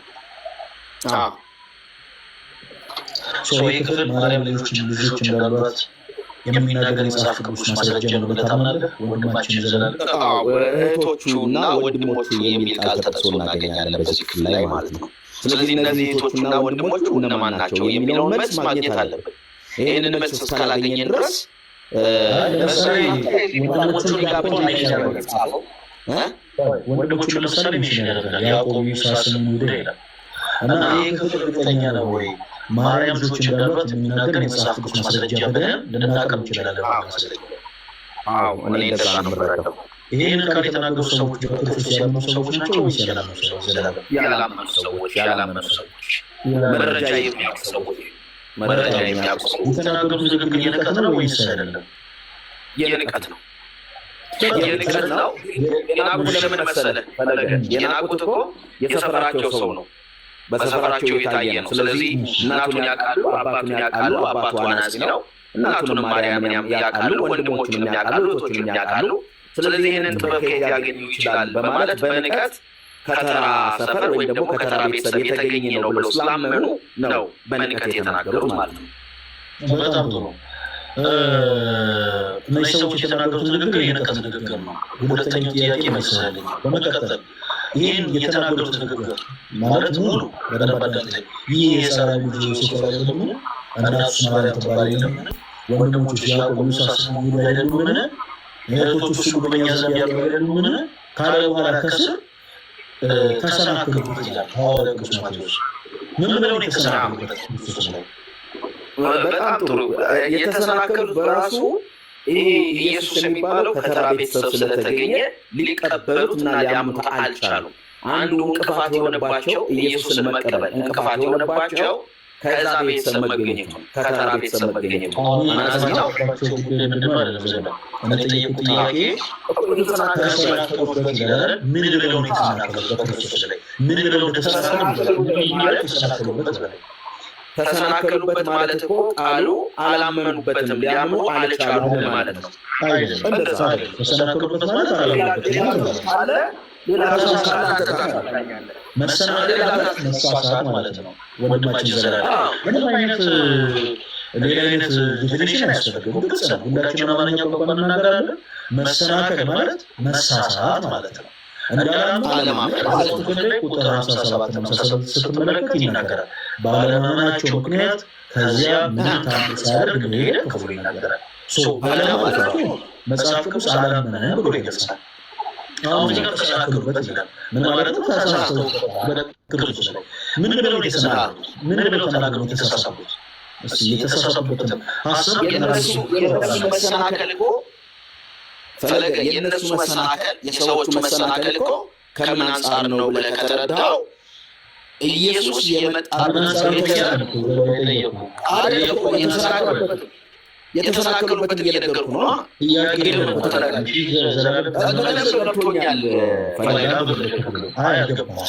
ስትናገር ከማየው እኔ ጠየቁ ጥያቄ አልገባህም። ጥያቄውን በደንብ አዳምጠኝ። እህቶቹ ሁሉ በእኛ ዘንድ ያሉ አይደሉምን? እንኪያስ ይህን ሁሉ ከወዴት አገኘው? ይህን ብለው ከዛ በኋላ በአራት ነጥብ ብሎ ያስቀምጣል ቅዱስ ማቴዎስ። ተሰናከሉበትም ይላል። ምን ብለው የተሰናከሉት? ክርስቶስ ላይ ምን ብለው ምን ተናግረው ተሰናከሉ? ንገረኝ። ከተናገሩት ንግግር ውስጥ የተሰናከሉበት አሰባል ምን ብለው የተሳሳቱት? እነዚህ ሰዎች በቃ የገባኝ ላወራ አይደለ ፈለገ። ምናልባት ተሳስቼ ከሆነ እዚህ ጋር የሚያደምጡ ሰዎች የሚያርሙኛል፣ አንተም ታርማለህ፣ እንደ ስህተት ትወስደዋለህ ምናልባት። እኔ ግን የምረዳውን ከዚህ መጽሐፍ ቅዱስ አውድ የተረዳሁትን መናገር እችላለሁ። ተሳስቷል ካለ የተሳሳትኩትን ሰው ሊያርመኝ ይችላል።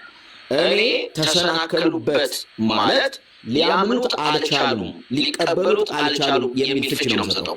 ሊቀበሉት ያልቻሉበት ምክንያት ደግሞ ሊያምኑት ያልቻሉበት ምክንያት ደግሞ ኢየሱስ የተገኘበት ቤተሰብ ነው። ኢየሱስ የተገኘበት ቤተሰብ ተራ ቤተሰብ ነው። አናጺ ነው፣ ድሃ ነው ማለት በአናጺ በእንጨት በመቅበር የሚተዳደር ነው። እህቶች አሉ፣ ወንድሞች አሉ። ይህንን ታሪክ የሚያውቁ ሰዎች ኢየሱስ ክርስቶስን ለማመን አልቻሉም፣ ሊቀበሉት አልቻሉም የሚል ትርጉም ነው ያለው። ከዚህ ውጭ ሌላ ትርጉም አለ ትችላለ። ከዚህ ውጭ የተናገርከው ነገር ስህተት ነው። ምን ብለው ተሰናከሉበት ነው ሐዋርያው እንዲህ ብለው ከዛ በኋላ ይላል ተሰናከሉበት ይላል። ስለዚህ የተሰናከሉበትን ሀሳብ ከላይ ያስቀምጧል። ምንም ግልጽ ነው። ሲጀመር ጥያቄውን አንተ ሆነ ሀሳብ ፈጥረህ ታመጣው ሀሳብ አይደለም። እኔ ሆነ ሀሳብ ፈጥረህ የማመጣው ነገር አይደለም። በመጀመሪያ ነገር ልንገራችሁ። ወንድማችን ዘላለም ትልቅ የተሳሳተው ስህተት ምንድን ነው መሰለህ? ማርያም ልጆች አሏት ለሚለው ማስረጃ የሰጠን የመጽሐፍ ቅዱስ ክፍል በክርስቶስ ያላመኑ ሰዎች የተናገሩት ንግግር ነው። ለምሳሌ በክርስቶስ ያላመኑ ሰዎች ምን አይነት ንግግር ተናግረው ያውቃሉ ካለ ለምሳሌ ማርቆስ ምዕራፍ 3 ከቁጥር 20 ጀምሮ ስትመለከቱ ከኢየሩሳሌም የመጡ ሰዎች ጌታችን ኢየሱስ ክርስቶስን ቤልዜቡል ያለበት በአጋንንት አለቃ ደግሞ ከአጋንንት ያወጣሉ ብሎ ተናገሩ። ክፉ ይናገራል። እነዚህ በክርስቶስ ያላመኑ ሰዎች ኢየሱስ ክርስቶስን ቤልዜቡል ያለበት ብሎ ስለተናገሩ ሁለቱ ስብሐት ጌታ ኢየሱስ ክርስቶስ ቤልዜቡል ያለበት እንላለን አንልም። ኦኬ በአጋንንት አለቃ ደግሞ አጋንንትን ያወጣሉ ብሎ ተናገሩ። ስለሚያውቁት እኮ ነው። እነዛ እኮ አብረው እኮ ስለነበሩ እኮ ነው። እነዛ ሰዎች ባያምኑበት እኮ ያዩ ስለነበረ ነው የሚል ማስረጃ አይሰጥም። እሺ በአጋንንት አለቃ አጋንንትን ያወጣል ያሉት ካለማመናቸው። ስለዚህ ያላመነ ሰው የተናገረው ንግግር ከመሰረቱ የሃይማኖት ማስረጃ ተደርጎ አይቀርም። አንድ በመቀጠል የተናገሩት ንግግር በአጠቃላይ የንቀት ነው። የንቀት ነው ሁኔታ አለ። ቁጥር 57 ላይ ጌታችን ኢየሱስ ክርስቶስ እንደዚህ ይላል፣ ኢየሱስ ግን ነቢይ ከገዛ ሀገሩና ከገዛ ቤቱ በቀር ሳይከበር አይቀርም ማለት ነው። ይህ ከገዛ ቤቱ ውጭ በጣም በገዛ ቤቱ ሚስ ነቢይ ይከበር ነቢይ በሀገር ማለት ነው። ነቢይ በገዛ ሀገሩ አይከበርም። እዛ ስለሚያውቁት ጌታችን ኢየሱስ ክርስቶስ ከልጅነት ከእናቱ ከድንግል ማርያም ያደገበት ስፍራ ስለሆነ አብረው ስላዩት ስለተመለከቱት ንቀውታል። የተናገሩት ንግግር የንቀት ስለሆነ ክርስቶስ በማዘን ነቢይ በገዛ ሀገሩ አይከበርም አላቸው። እንዳላከበሩት ይናገራል። ስለዚህ የሆኑ ሰዎች ያው በክርስቶስ ያላመኑ ሰዎች ጌታችን ኢየሱስ ክርስቶስን ያክል በንቀት የተናገሩበትን ንግግር እንደ ሃይማኖት ማስረጃ ተደርጎ አይወሰድም። ሁለተኛ ሶስተኛ ደግሞ ወንድማችን ሐዋርያው ቅዱስ ማቴዎስ ብቻ ሳይሆን ማርቆስም እንዲህ ብለው ይልና መጨረሻ ላይ ተሰናከሉበት ብሎ ያስቀምጣል። ተሰናከሉበት። መሰናከል ማለት መሳሳት ማለት ነው። መሳሳት ማለት ነው። በመሰረቱ የአይሁዶች ትልቁ ችግር ምንድን ነው? ለምሳሌ ይህንም መቼም ለአንታችሁ ሰው አይነገርም፣ ሌሎቻችሁ ፕሮቴስታንቶች መቼም አችሁ ሰው አይነገርም። ለብዙ አይሁዶች ትልቁ ችግር ራሳቸውን የሚያዞራቸው አረፋ የሚደፍቃቸው ጉዳይ ሁለት ነው። ሁለት መሰረታዊ ጉዳይ። አንደኛ ኢየሱስ ክርስቶስ ወልደ እግዚአብሔር ሕያው መባሉ፣ የእግዚአብሔር አብ ልጅ መባሉ አይፈልጉት። አንድ ሁለተኛ ከድንግል ማርያም በድንግልና ተጸንሶ በድንግልና መወለድ ማመን አይፈልጉም።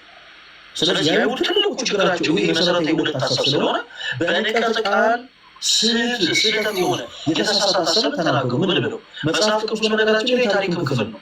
የታሪክ ክፍል ማለት ሰዎች ያሉትን ነገር ሁሉ ያስቀምጣል። ለምሳሌ ዳዊት የኦሪዮን ሚስት ተመልክቶ አባቱ እንደተኛ መጽሐፍ ቅዱስ ይናገራል። መጽሐፍ ቅዱስ ላይ የተቀመጠው የታሪክ ክፍል ስለሆነ የተቀደሰ ጉዳይ ሆኖ አይደለም።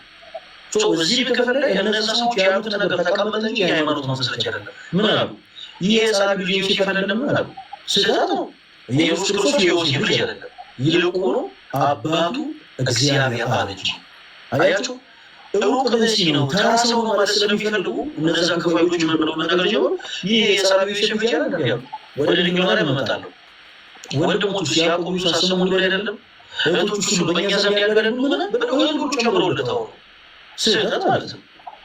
ለምሳሌ ባደጋችሁበት ሀገር ወይ ደግሞ ባደጋችሁበት ስፍራ ወይ ባደጋችሁበት ትምህርት ቤት አብሯቸው ያደጉ ሰዎች እናንተ ትልቅ ደረጃ ሰደርሱ ያከብሯችሁ ይችላሉ። ይህን እሱ ምናገር ይላል ግን ከሱ ጋር ባበለቁ እንዲያደርግላል አይነት ስሳት ስለሚናገሩ አውቁሽ ናቁሽ ማለት ነው። ድንግ ስለዚህ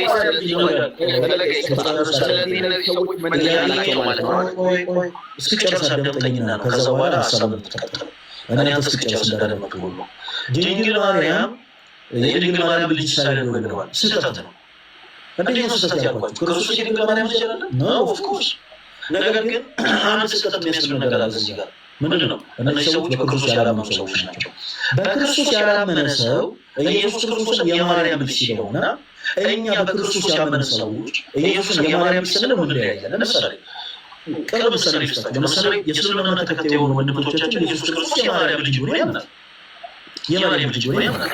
ነገር ግን የማርያም ልጅ ነው ሲሉ እነሱ አምላክ መሆኑን ነው አይደለም። እኛ የማርያም ልጅ ነው ስንል ግን በድንግልና ተጸንሶ በድንግልና ተወልዶ ፍጹም ሥጋ ፍጹም መለኮት የሆነ ጌታ መሆኑን ነው። በወርድ ደረጃ ቃሉ ተመሳሳይ ይመስላል እንጂ በክርስቶስ ያላመኑ ሰዎች ኢየሱስ ክርስቶስን የማርያም ልጅ ሲሉት እኛ ጋር ልዩነት ይኖራል። ለምሳሌ አይሁዶች ኢየሱስ ክርስቶስን የማርያም ልጅ ሲሉት በሰው ፈቃድ የተወለደ ነው ለማለት ፈልገው፣ እኛ ግን የማርያም ልጅ ስንለው ያለ ዘር ብእሲ ከገብረ መንፈስ ቅዱስ ከእናታችን ከቅድስት ድንግል ማርያም የተወለደ ስንል ኢየሱስ ክርስቶስን የማርያም ልጅ እንለዋለን። ስለዚህ ሙሉ ለሙሉ የተናገሩት ሀሳብ በአጠቃላይ እዚህ ክፍል ላይ ስህተት ነው።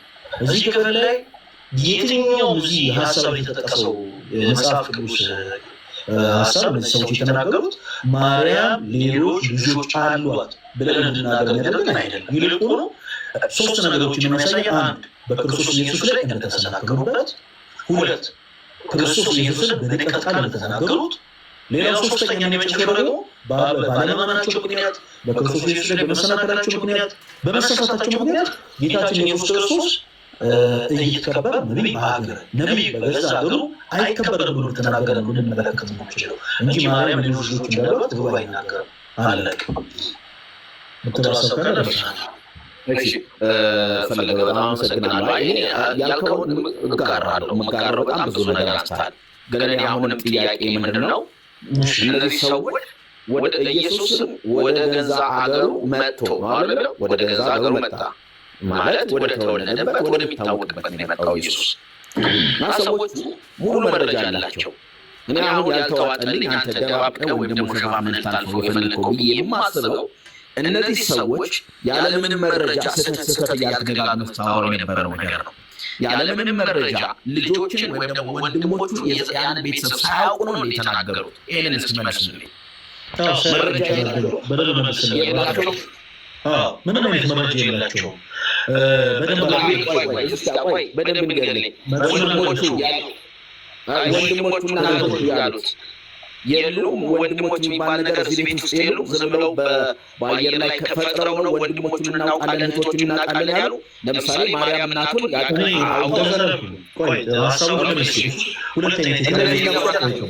እንግዲያውስ መልስልኝ፣ እነማን ናቸው ወንድሞችና እህቶች? ልመልስልህ ነው። የጌታ የኢየሱስ ክርስቶስ እህቶች ተብሎ የተጠሩ አሉ። የጌታ የኢየሱስ ክርስቶስ ወንድሞች ተብሎ የተጠሩ አሉ። ለእኛ ለክርስቲያኖች መነገራችን የአይነቱ ነገር ቆርቆሮን አያቀምሯችን። ምክንያቱም መጽሐፍ ቅዱስ ስለሚናገር እንዲህ ይናገራል፣ በኋላ እንመጣበታለን።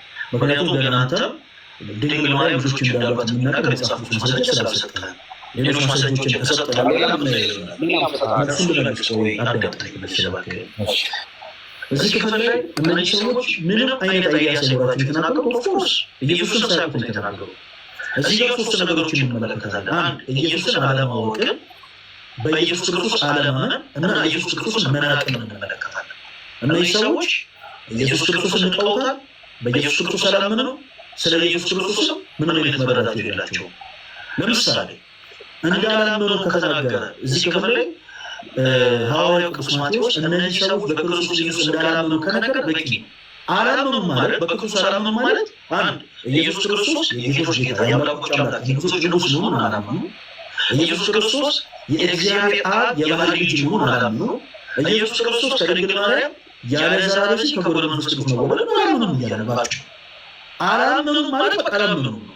ሊያዩት ይችላሉ፣ በመንፈስ ክርስቶስ ተገልጦ ሊመለከቱት ይችላሉ፣ እናቱ ከድንግል ማርያም ጋር ሊመለከቱት ይችላሉ፣ ግን አላመኑበትም። አይተውታል፣ አላመኑበትም። ሁለተኛ ሌላ ሀሳብ የምናነሳው ደግሞ የተናገሩት ንግግር በአጠቃላይ ስህተት ነው። ምንም እዚህ ጋር ተደባቆ የተላለፈ ነገር የለም። ለምን ሐዋርያው ቅዱስ እኛ ሳንሆን ቅዱስ ማቴዎስ ቅዱስ ማርቆስን ጨምሮ እነዚህ ሰዎች እንደተሰናከሉበት ይናገራል። ተሰናክለውበታል ይላል ክፍሉ። ምን ብለው የተሰናከሉት? ይህ የጸራቢ ልጅ አይደለም ብለው። ኢየሱስ ክርስቶስ አባቱ ዮሴፍ አይደለም። ኢየሱስ ክርስቶስ የሥጋ የሚባል አባት የለው።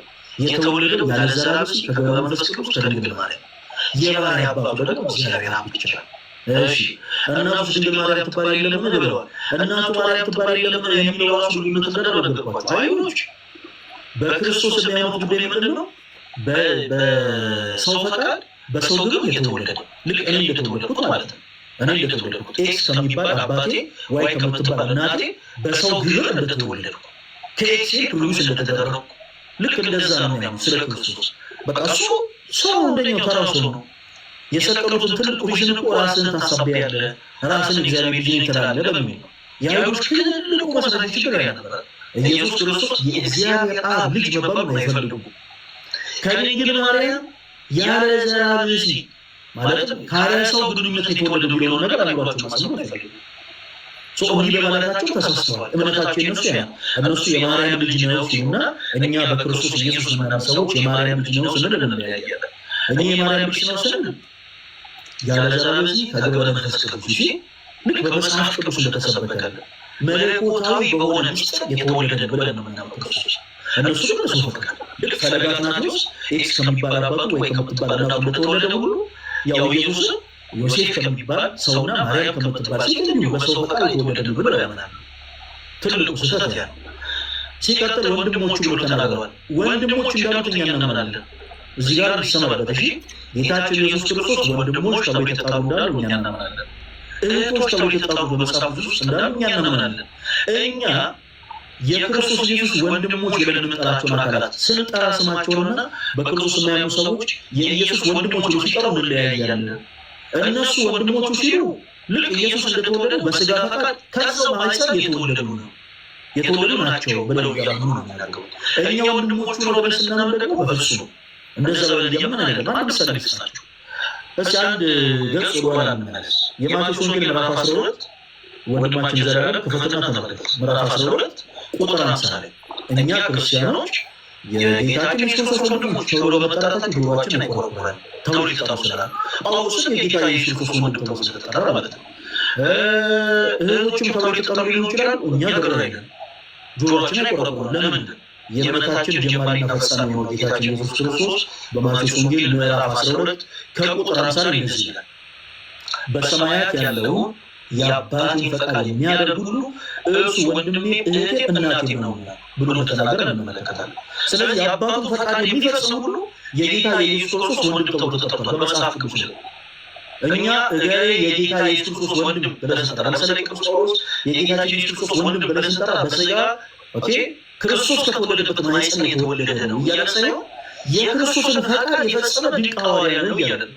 ምክንያቱም የእምነታችን ጀማሪና ፈጻሚ የሆነው ጌታችን ኢየሱስ ክርስቶስ እዚህ ክፍል ላይ የተናገረው የአባቴን ፈቃድ የሚፈጽም ሁሉ እርሱ ወንድሜ ነው ብሏል። የአባቴን ፈቃድ የሚፈጽም ሁሉ እርሱ እህቴ ነው ብሏል። ስለዚህ የአባቱን ፈቃድ የፈጸሙ ሁሉ እኛ ክርስቲያኖች አዎ የጌታ የኢየሱስ ክርስቶስ ወንድሞች ናቸው ብለን እንጠራቸዋለን። መጽሐፍ ቅዱስ እንደጠራቸው አዎ የጌታ የኢየሱስ ክርስቶስ እህቶች ናቸው ብለን እንጠራቸዋለን። በስጋ ግን ከማርያም የተወለዱ ናቸው አንልም።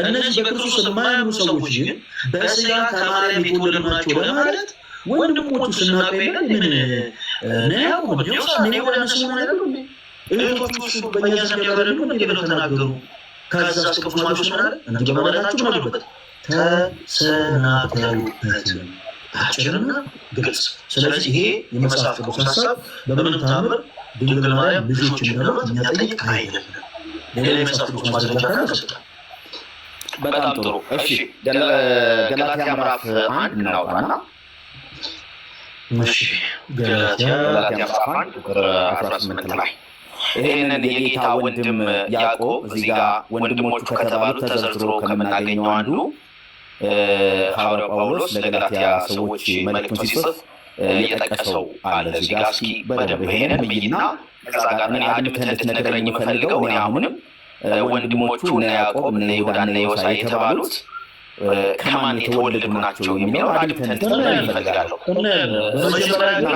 በመጀመሪያ ቆይ እናነባለን ወንድማችን ዘላለም በደንብ እናያለን ምን እንደታሰበ በመጀመሪያ ግን የመጽሐፍ ቅዱስ ማስረጃ ሊሰጠን ይገባል አንድ እንኳን እስካሁን አልሰጠንም አሁን ይህንም የሰጠኝን አነባዋለሁ ይህም የሰጠኝ የመጽሐፍ ቅዱስ ጥቅስ ማርያም ልጆች እንዳሏት የሚናገር መሆን አለበት ምክንያቱም ስናወራ በመጀመሪያ የጀመረው ሀሳብ ታምናለህ ወይስ አታምንም አምናለሁ ብለኸኛል ላመንክበት ትምህርት ደግሞ መጽሐፍ ቅዱስ መሰረት ይሆናል ስለዚህ ማነው መጽሐፍ ቅዱስ መሰረት ያለው ማነው መጽሐፍ ቅዱስ መሰረት የሌለው ያንን ማየት ስለምንፈልግ የግድ ማስረጃ ይሰጠናል ሌላው ወንድሞቹ ተብለው የተጠሩት ከማን የተወለዱት እውነት ድንግል ማርያም ልጆች ይላሉት በደንብ አድርገን እናያለን በደንብ አድርገን እንመለከታለን እንደውም ሌላ በጣም አጠር ያለ ቀለል ያለ ጥያቄ ይችላል ነገሮች እንድናጣ ማለት በኋላ ላይ እንመጣበታለን አሁን የመሳሪያ የመጽሐፍ ቅዱስ ክፍል ምን ይላል ከዚህ ወዲያ ከሶስት ዓመት በኋላ ኬፋን ልጠይቅ ወደ ኢየሩሳሌም ወጥቼ ከእርሱ ጋር 15 ቀን ሰነበትኩ ይላል ልቀጥል ነው ቀጥል ያለው እስከ ቁጥር ስንት ነው እሱም ቀጥል 19 እሺ ነገር ግን ከጌታ ወንድም ከያዕቆብ በቀር ከሐዋርያት ሌላ አላየሁም በጣም ጥሩ አሁን ጳውሎስ የሚናገረው ወደ ኢየሩሳሌም መጣሁ ይልና ግን ማንን ያገኝ ይላል ከጌታ ወንድም ከያዕቆብ በቀር ይላል ይሄ ያዕቆብ የት ላይ የምናገኘው ያዕቆብ ነው ቅድም ማቴዎስ ላይ ያነበብነው ወንድሞቹስ እነ ያዕቆብ እነ ዮሳ እነ ይሁዳ ከተባሉት አንዱ ነው ይሄ በደንብ ከዛኛው ጋር ተገናኝቶ ለምን መሰለኝ ጳውሎስ የጌታ ወንድም ተብሏል ሁለት ነገር ያዝልኝ ወንድም የሚለው በደንብ እየተማርኩ ስለሆነ ወንድም የሚለው ሊሰርዝብህ አይደለም ጳውሎስ እንደኛ እምነት ክርስቲያን ነው በክርስቶስ ኢየሱስ ያመነ ክርስቲያን ነው እነዛ ሰዎች ደግሞ በክርስቶስ ኢየሱስ ያላመኑ ሰዎች ናቸው ጳውሎስ የተናገረው ነገር በክርስቶስ ያላመኑ ሰዎች የተናገሩትን ሐሳብ አውጥተህ የጳውሎስን ሐሳብ እንደ ማስረጃ ለማድረግ ይልቁ ጳውሎስ የተናገረው እንደ ማስረጃ ወስደን እንጂ እነዛ ሰዎች የተናገሩትን ሐሳብ እነሱ ሰዎች ማለት አልጨረስንም እኔ እሱን ገና እሱን ለማዳበር ነው እሱን ለማዳበር ነው ያመጣሁት ለምን መሰለህ ማቴዎስ ላይ እነዚህ ጎረቤቶች ናቸው የሚያውቁ ሰዎች ናቸው በደንብ ያውቁታል ኢየሱስን እነ ያዕቆብ እነ ዮሳን እህቶቹን በደንብ ጠንቅቀው የሚያውቁ ናቸው እነ ማርያምን ጠንቅቀው የሚያውቁ ናቸው እነ ዮሴፍን ጠንቅቀው የሚያውቁ ናቸው የተሰናከሉበትም ከዛ አንጻር ነው እዚህ ጋር ደግሞ ገላትያ ምዕራፍ 1 ላይ ሄደን መጠን ስናየው ይህንን ያዕቆብ የጌታ ወንድም ተብሎ እናገኘዋለን ይሄ የጌታ ወንድም የጥንታዊቷ ቤተክርስቲያን መሪ ሆኖ ደግሞ እናገኘዋለን በሐዋርያት መጽሐፍ ምዕራፍ 14 ወይም 13 ላይ ምዕራፉን ባልሳሳት ስለዚህ ይሄ እናገኛለን ዮሐንስ ወንጌል ምዕራፍ 7 እናነባለን ስለዚህ ይሄ የጌታ ወንድም ተብሎ የተናገረው እነዛ ያላመኑ ሰዎች አሁን ሐዋርያው ጳውሎስ እያወራው ያለ እንደሆነ ለምን አትረዳም ነው ወይ ደግሞ በሌላ መንገድ ተርጉምልኝ አንድ ጊዜ በጣም የኔ ሳስረዳ እኮ ነገሮችን ተረድታችሁ ያለ መስሎኝ ነበር አንድ ሐሳብ በመጀመሪያ ያስመረንበት ወደ መጽሐፍ ቅዱስ ማስረጃ ከተሽ አንድ ጉዳይ ልናስመረበት በመጽሐፍ ቅዱስ ውስጥ የጌታችን የኢየሱስ ክርስቶስ ወንድሞች ተብለው የተጠሩ ወይ አዎ ያ ጉዳይ ለማመልከት ይቆረቆራል ወይ ቆይ ጸበልና እንደጠኝ ይዘላል እኔ ሐሳብ ሲናገር ምን ይጨርሰው በመጽሐፍ ቅዱስ የጌታችን የኢየሱስ ክርስቶስ ወንድሞች ተብለው የተጠሩ ወይ አዎ የጌታ የኢየሱስ ክርስቶስ ወንድሞች ተብለው የተጠሩ ይሄ ነገር ለኛ ለክርስቲያን ጆሮአችን ይቆረቆራል ወይ በፍጹም አይቆረቆርም ለምንድን ምክንያቱም የእምነታችን ጀማሪና ፈጻሚ ነው ጌታችን ኢየሱስ ክርስቶስ በማቴዎስ ወንጌል ምዕራፍ 12 ቁጥር 10 ላይ የአባቱን ፈቃድ የሚፈጽም ሁሉ እርሱ ወንድሙ ነው ተናግሯል አጭርና ግልጽ ስለዚህ ወንድሙ መባላቸው የማርያም ልጅነታቸውን የሚያጠይቅ አይደለም ማርያም በስጋ ወልዳቸዋለች ወይስ አልወለደቻቸውም? እሱ ሌላ ሀሳብ።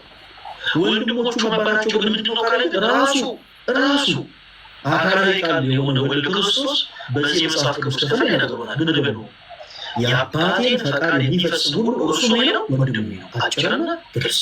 እሺ የማቴዎስ ወንጌል ምዕራፍ 13 ቁጥር 14 ጀምሮ ያለው ክፍል ላይ ያውቁታል አያውቁትም። እኛ በዛን ሰዓት ላይ ክርስቶስን አያውቁትም ማለት ነው። ኢየሱስ ክርስቶስ በስጋ የተገለጠ ነው። ያዩት ነበር፣ ኦፍኮርስ ያውቁታል። ያምኑበት ነበር ወይ ስንል አያምኑበት። አጠራጠር አድርጋ አንድ ጊዜ ጥያቄዎችን መልስልኝ። ዞር በዚህ ላይ ያለ መረዳት እኔ ግራ ስለገባኝ ማለት ነው። ምታምነው አናለ ማታምነው ማለት ነው። እነዚህ ሰው ታቸው ለተደረሙ ሳይፈቅድ ለማይካተበር እሺ ወንድማችን ዘላለም አዳምጠኝ።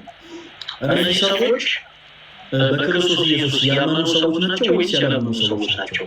አጠራረገን መሰለኝ እነዚህ ሰዎች ለማመን የተሰናከሉ ያላመኑ ሰዎች ናቸው አልኩ። ያላመኑ ናቸው። ሊያምኑበት ያልቻሉበት ምክንያት ሁሉ ነግሬያለሁ።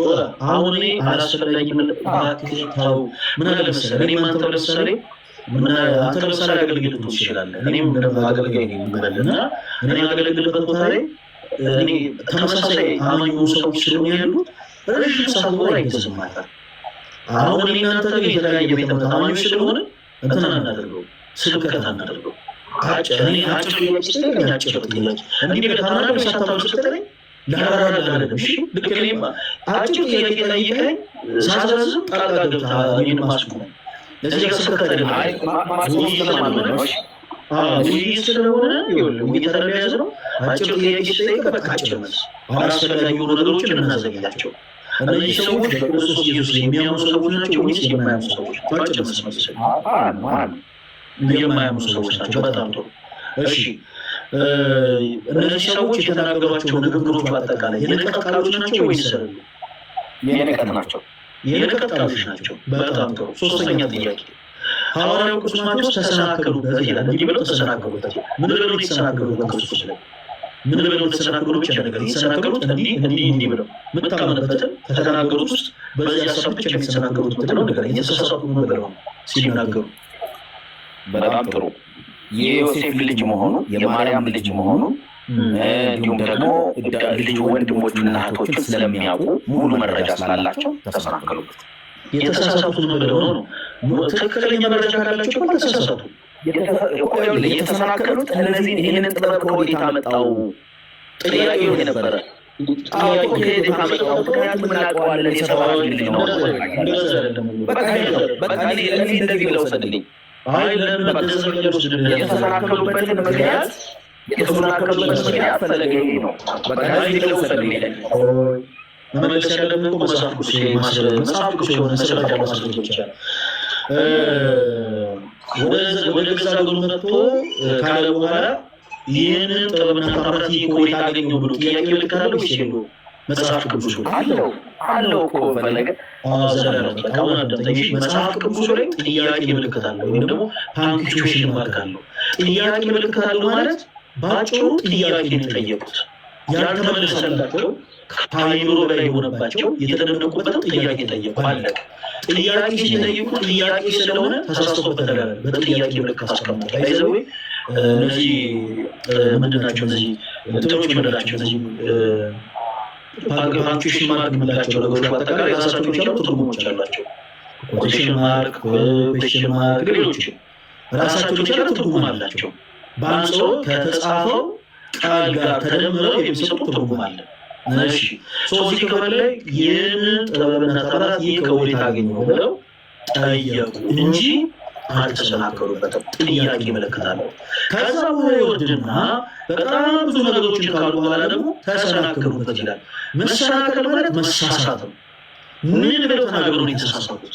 የተሳሳቱት ነው ያውቁታል ማለት ያልተሳሳቱ እያልከኝ ባጭሩ አልተሳሳቱም። አንተ ከመጽሐፍ ቅዱስ ውጭ ሆነ አልተሳሳቱም እያልከኝ ነው። መጽሐፍ ቅዱስ ደግሞ የማቴዎስ ወንጌልን በቀጥታ ስታነብ፣ የማርቆስ ወንጌልን በቀጥታ ስታነብ ማርቆስ 6 ላይ ተሳሳቱበት ይላል። ምን ሆነ የተሳሳቱት? ምን ብለው የተሳሳቱት? እሱ ነገር ጥያቄ ጠየቁት። አሁን ነገር ጥያቄ ይቆም በቃ ጨርሰናል። በጥያቄ ጥያቄ ነው የነሱ ትልቁ ስህተታቸው። የእነሱ ትልቁ ስህተታቸው ይህንን ኢየሱስን አለመረዳታቸው ነው። ኢየሱስን የእግዚአብሔር ልጅ ከማለት ይልቅ የዮሴፍ ልጅ ነው በተሰራቸው ነው። አንተ ብቻ እየተናገርክ እኔ ካልተናገርኩ እኮ እንዴት ነው ውይይቱ የሚሆነው? አሁን ጥያቄ አላቸው። ጥያቄያቸው አልተመለሰም። እነዚህ ሰዎች ጥያቄያቸው ሊመልስ የሚችል ሌላ ነገር አለ። ጥያቄያቸው ቅድም አንተ አንብበዋል እኮ ይህ ጥበብና ታምራት ይህ ከወዴት አገኘው? አይደለምን? ያስተናገላቸው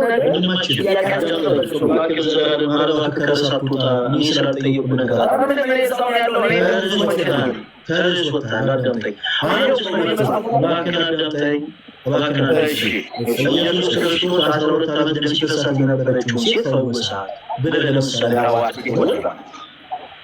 ምሳሌ ያነሳው ወዳጅ ስለዛ ጉዳይ የምታወራልን እንጠይቅ አይደለም። አንተ ኢየሱስ ክርስቶስ ስላደረገው ታምር ስታስብ አንድ ሰው ግን ኢየሱስ ይህንን እንዴት አደረገ ብሎ መጠየቁ በኢየሱስ መሳሳት ማለት አይደለም፣ ጥያቄ ነው። ኢየሱስ እንዴት ይህን ታምር እንዳደረገ አስረድቶ አለማመን ሌላ ችግር። እነዚህ ሰዎች ጌታችን ኢየሱስ ክርስቶስ ይህንን ሁሉ ጥበብና ታምራት ይህ ከወዴት አገኘ ብለው ጠየቁ። የጠየቁበት ትልቁ ይዘን ምንድን ነው መሰላችሁ? ኢየሱስ ክርስቶስ እንደተራሱ ነው የሚቆጥሩት። ልክ እንደነሱ እንደራሳቸው ማለት ነው። እንደራሳቸው ስለነገር ይቆጥሩት የነበሩት በጣም ተጋብተው ይህንን ሁሉ ጥበብና ታምራት ይህ ከወዴት አገኘ ብለው ጠየቁ። መጽሐፍ ቅዱስ ላይ ጥያቄ ይመለከታሉ። ጥያቄ ስለሆነ ከዛ በመቀጠል የሆኑ ሀሳቦችን ተናገሩ። የሆኑ ሀሳቦችን ከተናገሩ በኋላ ሐዋርያው ቅዱስ ማቴዎስ ተሰናከሉበት ይላል። ምን አሉበት ይላል? ተሰናከሉበት።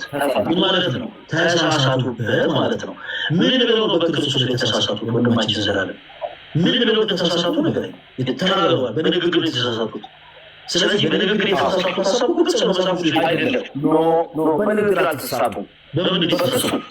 ይህ አሁን የመጽሐፍ ቅዱስ ክፍል በንግግር እንደተሳሳቱ አያሳይም። በጣም ተደጋግሞ የተናገሩ ቃሎች ቁጥር 56ንም ሄደህ ስታያለህ የመጀመሪያው ጥያቄ ይጠይቃል። ስህተታቸው ሲጀመር ስህተት ሳይሆን ያንተ ትርጉም ነው። በነገራችን ላይ ስህተት መሰናከሉ አለማመን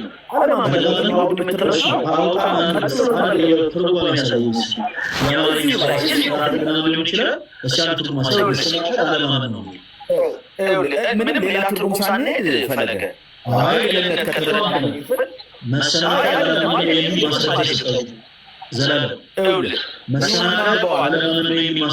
መሰናከል መሳሳት የሚለው እኔ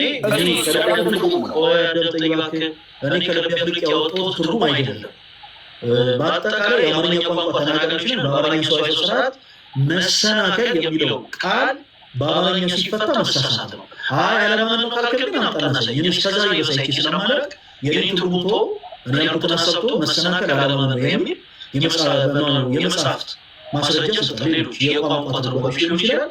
አምጣናሳይ ማስረጃ ከሌለ እውነት ለመናገር ፈለገ ይሄ ቋንቋ ሰው አይደለሁኝም፣ ግን ከዛው እየተረጎሙ ነው። ስለዚህ ትርጉም የለም። መሰናከል እዚህ አለማመን ማስረጃ የለም። ወንድማችን ይዘላል የለም። አንድ ትልቅ የሰራው ስህተት ምን ሆነ ነገር አሁን ተወሰነ አይደለም። የቋንቋ ምሁር አይደለሁኝም፣ ስለ ቋንቋ ብዙ መረዳት የለኝም እያልከ ስለ ቋንቋ ብዙ እንደማታውቅ እያወቅ እዚህ ላይ ግን ኦፍኮርስ እኔ ትክክል ነኝ ለማለት አትድፈር ነው። እባክህ አዳምጠኝ። መጽሐፉን ቋንቋ አታውቅም ብራዘር። አለማመን ብሎ አስቀምጦታል። ቁጥር 58 ወረድ ብለህ ተመልከት። በመሰናከላቸው ምክንያት አይደለም የሚለው ባለማመናቸው ምክንያት። ቴንኪው። ስለዚህ ያለማመናቸው ብሎ ነው የሚያስቀምጠው። እሺ መሰናከል ደግሞ መሳሳት ስለሆነ ለብቻ እንዲህ ብለው ይላል ሐዋርያው ሲናገር ተሰናከሉበት ብሎ ያስቀምጣል። መሰናከል መሳሳት ስለሆነ እንዴ መሰናከል ማለት በነገራችን ላይ ፈተና ማለት ነው። ኦኬ ፈተና መሰናከል ደግሞ ማለት ነው በፈተና መውደቅ ማለት ነው። መሳሳት ማለት ነው። ስለዚህ ይሄን ቃል ይሽራከ እናንተ ደስ እንደተፈለካተው መሰናከል ማለት ምን እንደተከሰሰው ነገር የመጨረሻ እናድርገው። ይሄን የመጨረሻ እናድርገው። ምን ልበለው? የመጨረሻ እናድርገው። ቆይ አዳምጠኝ። እኔ የዚህ የመጽሐፍ ቅዱስ ክፍል አውድ ጠብቄ ነው ልተረጉም የምችለው። ከዚህ የመጽሐፍ ቅዱስ አውድ ወጥቼ ምንም አይነት ትርጉም ልሰጠው አልችልም። ስለዚህ 56 ላይ እህቶቹ ሁሉ በእኛ ዘንድ ያሉ አይደሉምን? እንኪያስ ይህን ሁሉ ከወዴት አገኘው ብለው ተሰናከሉበት። ከወዴት አገኘው ያለው ከወዴት አገኘው ብለው ተሰናከሉበት። ቃል በቃል እኮ ነው የሚናገረው። ከወዴት አገኘው ብለው ጠየቁ ነው። ከወዴት አገኘው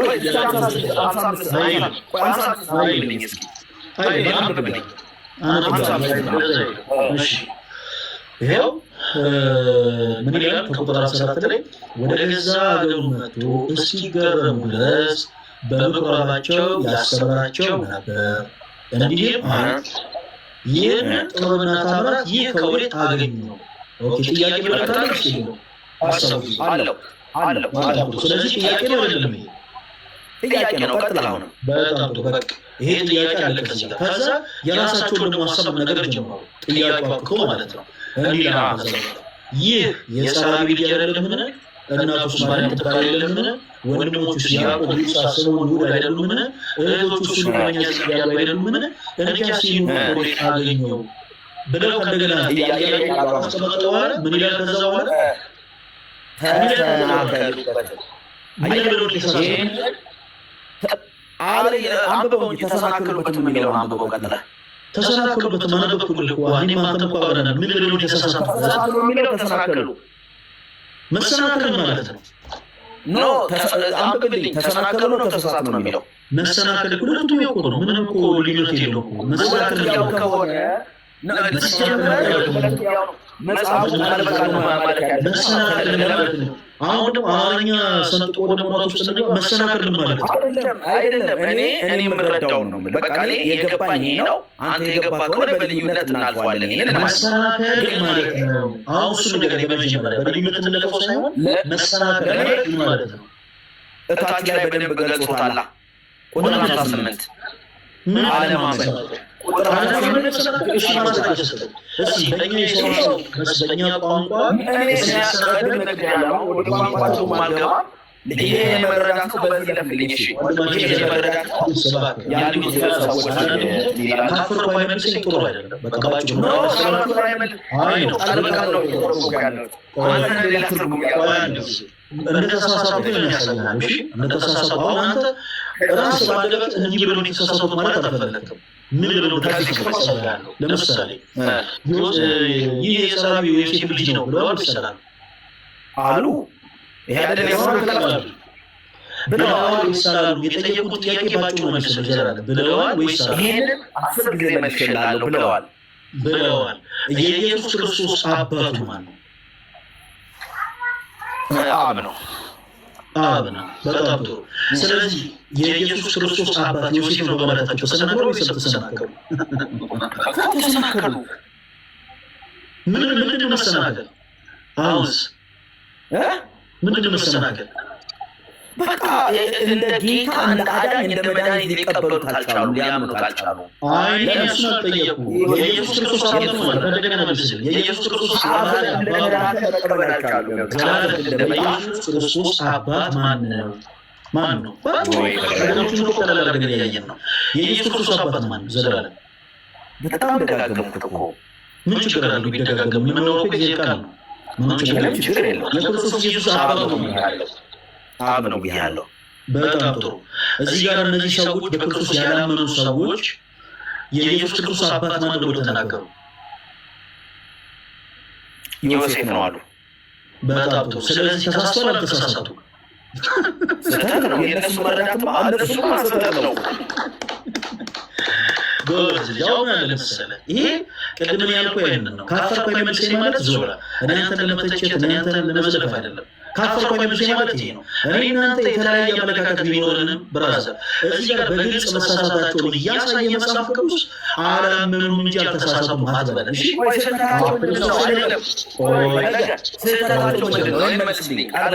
ስህተታቸው ምንድን ነው? ተማመንን እኮ ይኸው ደግሜ ይኸው ስህተታቸውን ላሳይ ነው። አንተ ትመልስልኛለህ። የየስህተታቸው ምንድን ነው? ስህተታቸውን እየነገርኩህ ነው። ተረጋጊ። የኢየሱስ ክርስቶስ አባት ማለት የኢየሱስ ክርስቶስ አባት አጠይቀኝ እሱን ስንት የመለስኩልህ አይደለ? እኔ ደግሞ ጥይችላለሁ እንዲመልስልህ እሱን መልስ አምነው ብያለሁ። እኔ አምነው ብያለሁ አይደለ? ያስም ሲጠራ ራሱ ነው የሚገፋው አጋንንት ብቻ። ስለዚህ ሰውን ችግር የለውም ስሙን ደግመህ ጠራለህ፣ ችግር የለውም። በቃ የኢየሱስ ክርስቶስ የአባቱ ስም ማን ነው? አምነው አልኩህ እኮ ፈለገ የኢየሱስ ክርስቶስ አባት እኔ መልስልሃለሁ። የኢየሱስ ክርስቶስ አባቱ ማን ነው አሉ እነዚህ ሰዎች። የተሳሳቱት ምን ሆነ ስላልከኝ ማለት ነው። የኢየሱስ ክርስቶስ አባቱ ማን ነው? ብዙ ነገር ነው ያልኩት እኮ እኔ ስለ አባቱ ነው በመጀመሪያ የጠየቁ። የኢየሱስ ክርስቶስ አባቱ ጸራቢ ነው አሉት። እሺ ዮሴፍ ነው አሉ። በጣም ጥሩ። የኢየሱስ ክርስቶስ አባቱ እግዚአብሔር አብ ሙሳና ለእነዚህ ሰዎች የኢየሱስ ክርስቶስ አባት ዮሴፍ ነው አሉ። ተሳስተዋል ወይስ አልተሳሳቱ? ምን ማለት እሱን እኮ በጣም ባጭሩ ነው የሚነገሩት። ባጭሩ ነው መልስልን። እሺ ተሳስተዋል ተሳስተዋል አልኩህ እኮ ተሳስተዋል አልኩህ። በጣም ጥሩ። አላመኑም ነው የሚባለው ወይስ ተሳስተዋል ነው የሚባለው? አሁን ይሄ ክፍል በጣም ጥሩ። ቆይ አሁን የኔ ደግሞ ጥያቄ መልስ የክርስቶስ ኢየሱስ አባት እግዚአብሔር አብ ሳለ የኢየሱስ አባት ዮሴፍ ነው ሲሉ እነዚህ ሰዎች አላመኑም ነው ወይስ ተሳስተዋል ነው የሚባለው? በክርስቶስ ላይ እምነትማ እኮ ከመረዳት የሚመጣ ነው አይደለ? ተሳስተዋል እንላለን ወይስ አይደለም? ዘላለም ተሳስተዋል አለ። ግን የተሳሳቱት ምንድን ነው? የተሳሳቱት ግን ምንድን ነው? የተሳሳቱት ግን ምንድን ነው? ምንድን ነው የተሳሳቱት? ከእግዚአብሔር አብ እንደመጣ አለማመን። ያስተራቸው እኮ ከእግዚአብሔር እንደተላከ አለማመናቸው ስህተት የተባለው በጥሩ መረዳት። አሁን ቅድም በቃ ማለት ስህተት የነበረው ነገር አሁን አንድ ለሁለታችን በጋራ ነው። ቅድም ሳነሳ የነበረው ሀሳብ ነው። እነዚህ ሰዎች የተናገሩት ንግግር ስህተት ስለሆነ ራንደምሊ ሁሉም ሀሳብ ስህተት ስለሆነ ሐዋርያው ቅዱስ ማቴዎስ መጨረሻ ላይ ተሰናከሉበት ይላል። ተሰናከሉበት ማለት ተሳሳቱበት ማለት ነው። ስለዚህ እንደ ሀሳብ በክርስቶስ ኢየሱስ ያላመኑ ሰዎች በጣም ተሳስተው የተናገሩት ሀሳብ እኛ በክርስቶስ እናምናለን የምንል ሰዎች ልንሳሳትበት አይገባም። ይሄ ክፍል ከእንደገና ደግሞ የነገራቸዋል ሁላችሁም አዳምጡ። የማቴዎስ ወንጌል ምዕራፍ 13 ከቁጥር 54 ጀምሮ ያለው ክፍል በጣም ብዙ ፕሮቴስታንት ወንድሞቻችን ማርያም ከክርስቶስ ኢየሱስ ውጭ ሌሎች ልጆች አሏት ብለው እንደ ሀሳብ ለመናገር የሚያቀርቡት ነው። በመሰረቱ ገና ከመጀመራቸው በፊት ይህን ንግግር የተናገሩት አካላት በክርስቶስ ያላመኑ ሰዎች ናቸው። በክርስቶስ ያላመኑ ሰዎች የተናገሩት ንግግር ለሃይማኖት ማስረጃ ተደርጎ ይወሰዳል አይወሰድም? መጽሐፍ ቅዱስ በውስጡ ሶስት አይነት ቃላቶች አሉት ክርስቲያኖች። አንደኛው ቃለ ሰብ ነው። ቃለ ሰብ ማለት ሰዎች የተናገሯቸው ቃላቶች በመጽሐፍ ውስጥ አሉ። ሁለተኛው ቃለ ነቢያት ነው። ነቢያት በመጽሐፍ ቅዱስ ውስጥ የተናገሩት ንግግሮች አሉ። በመንፈስ ቅዱስ ምሪት የተናገሯቸው ንግግሮች። ሶስተኛው ቃል እግዚአብሔር ነው። አምላካችን እግዚአብሔር በቃሉ በሐዋርያቱ ጭምር የተናገረው ንግግር አለ በመጽሐፍ ቅዱስ ውስጥ። ስለዚህ ሰዎች የተናገሩትን ቃል እንደ ሃይማኖት ማስረጃ አድርገን አንወስድም። በመንፈስ ቅዱስ ምሪት ከተናገሩት ውጭ ሰዎች ራንደምሊ በክርስቶስ ያላመነ ሰው እየተነሳ የተናገረው ነገር በአጠቃላይ አይ በቃ ይሄ እንዲህ ነው ብለን አንወስድም ነው። ምሳሌ ልስጣችሁ። እስኪ የማርቆስ ወንጌልን አንድ ጊዜ ከፈተና አንብበልን። አልጨረስንማ። ጨርሰናል አላልኩ። ክፈትና ፈለገ ምንም እኔ እያወራሁ አይደለ? እኔ ነኝ የምናገረው፣ አንተ አትናገር። የማርቆስ ወንጌል አረ ወደ ማታስብ ወደ ተመለስ ራሱ ቁጥር ላይ ተናበበልኝ። ስለ ቤልዜቡል ነው አንብብልኝ። ቁጥር ስንት ላንብብልኝ? ቁጥር ላይ ተናበበልኝ። እሺ ከኢየሩሳሌም የወረዱ ጻፎችም ቤልዜቡል አለበት፣ ደግሞ በአጋንንት አለቃ አጋንንትን ያወጣል ብለው ተናገሩ። እነርሱም ወደ እርሱ ጠርቶት እያለ ሄዳል። እሺ በጣም ጥሩ። እንደውም እዛ ክፍል ላይ ያላቸውን ቀጥልላቸው። ጌታችን ኢየሱስ ክርስቶስ ከዛ በኋላ ሀሳባቸው ስህተት ከሆነ ባጭሩ ባታውቁ ሀሳብ ነገር ሰይጣን የሚሰጠው ከሆነ መንግስት ተስፋ አትጸናም ብሎ ይናገራል። የተናገሩ ንግግር ስህተት ስለሆነ ማለት ነው። እነዚህ ሰዎች ይህን የተናገሩ ሰዎች በክርስቶስ ያመኑ ሰዎች ናቸው ወይስ ያላመኑ ሰዎች ናቸው? ለምሳሌ በክርስቶስ ያላመኑ ሰዎች ናቸው። እነዚህ በክርስቶስ ያላመኑ ሰዎች የተናገሩት ንግግር እንደ ሃይማኖት ማስረጃ ተደርጎ አይወሰድም። ለምሳሌ እኛ በክርስቶስ የምናምን ሰዎች መጽሐፍ ቅዱሳችን በውስጡ ሶስት አይነት ቃላቶች እንዳሉ የማያውቃን ዝም ብሎ ተራ የሆነ ሰው ይሄን ክፍል አንብቦ የእናንተ አምላክ ኢየሱስ ክርስቶስ እኮ በቤልዜቡል አለበት ይላል። በአጋንንት አለቃ ደግሞ አጋንንትን ያወጣል ብሎ ማስረጃ ስንለው ይህንን የመጽሐፍ ቅዱስ ሲሰጠን ከመሳቅ ያለፈ ምን ልንሆን አንችልም። ምክንያቱም እዚህ ክፍል ላይ የሃይማኖት ማስረጃ ሆኖ የተቀመጠ ሀሳብ ሳይሆን በክርስቶስ ያላመኑ ሰዎች ስለ ኢየሱስ የተናገሩት ነገር ነው። ቤዙቤን ያለበት ነው የለበትም። ለምን ተቀመጠ ሀሳቡ? በክርስቶስ ያላመኑ ሰዎች ስለ ክርስቶስ ኢየሱስ የተናገሩትን ሀሳብ ክብሩ ስለሚያጠይቅ። ሲቀጥል በአጋንንት አለቃ ደግሞ አጋንንትን ያወጣል ብለው ተናገሩ። እሺ ጌታችን ኢየሱስ ክርስቶስ ሁለቱ ሰባት በአጋንንት አለቃ አጋንንትን የሚያወጣው በፍጹም የማንንም እርዳታ የማይሻ የክብር ገንዘቡ የሆነ ስልጣን ገንዘቡ የሆነ የአምላኮች አምላክ ጌቶች ጌታ የንጉሶች ንጉስ የሆነ ነው። በኃይሉ በስልጣን ሁሉ ያደረጋል እንጂ ማንንም እርዳታ ይሻል። እነዚህ ሰዎች ግን በክርስቶስ ስለማያምኑ አይ በአጋንንት አለቃ አጋንንትን ያወጣል ብለው ተናገሩ። ይህን ሁሉ ነገር ያነሳው ለምንድን ነው? በመሰረቱ በክርስቶስ ኢየሱስ ያላመኑ ሰዎች የተናገሩት ንግግር እንደ ሃይማኖት ማስረጃ ተደርጎ አይወሰድም። ትምህርት አድርገን አንወስደው። እዚህ የማቴዎስ ወንጌል ምዕራፍ 13 ከቁጥር 14 ላይ ስትመለከቱ ገና ንግግሩን የሚጀምሩ ሰዎች በክርስቶስ ያላመኑ ሰዎች ናቸው። ቁጥር 58 ስትመለከቱ ባለማመናቸው ምክንያት ይላል። አያችሁ። ስለዚህ ከመሰረቱ እነዚህ ሰዎች በክርስቶስ የሚያምኗቸው አይደሉም።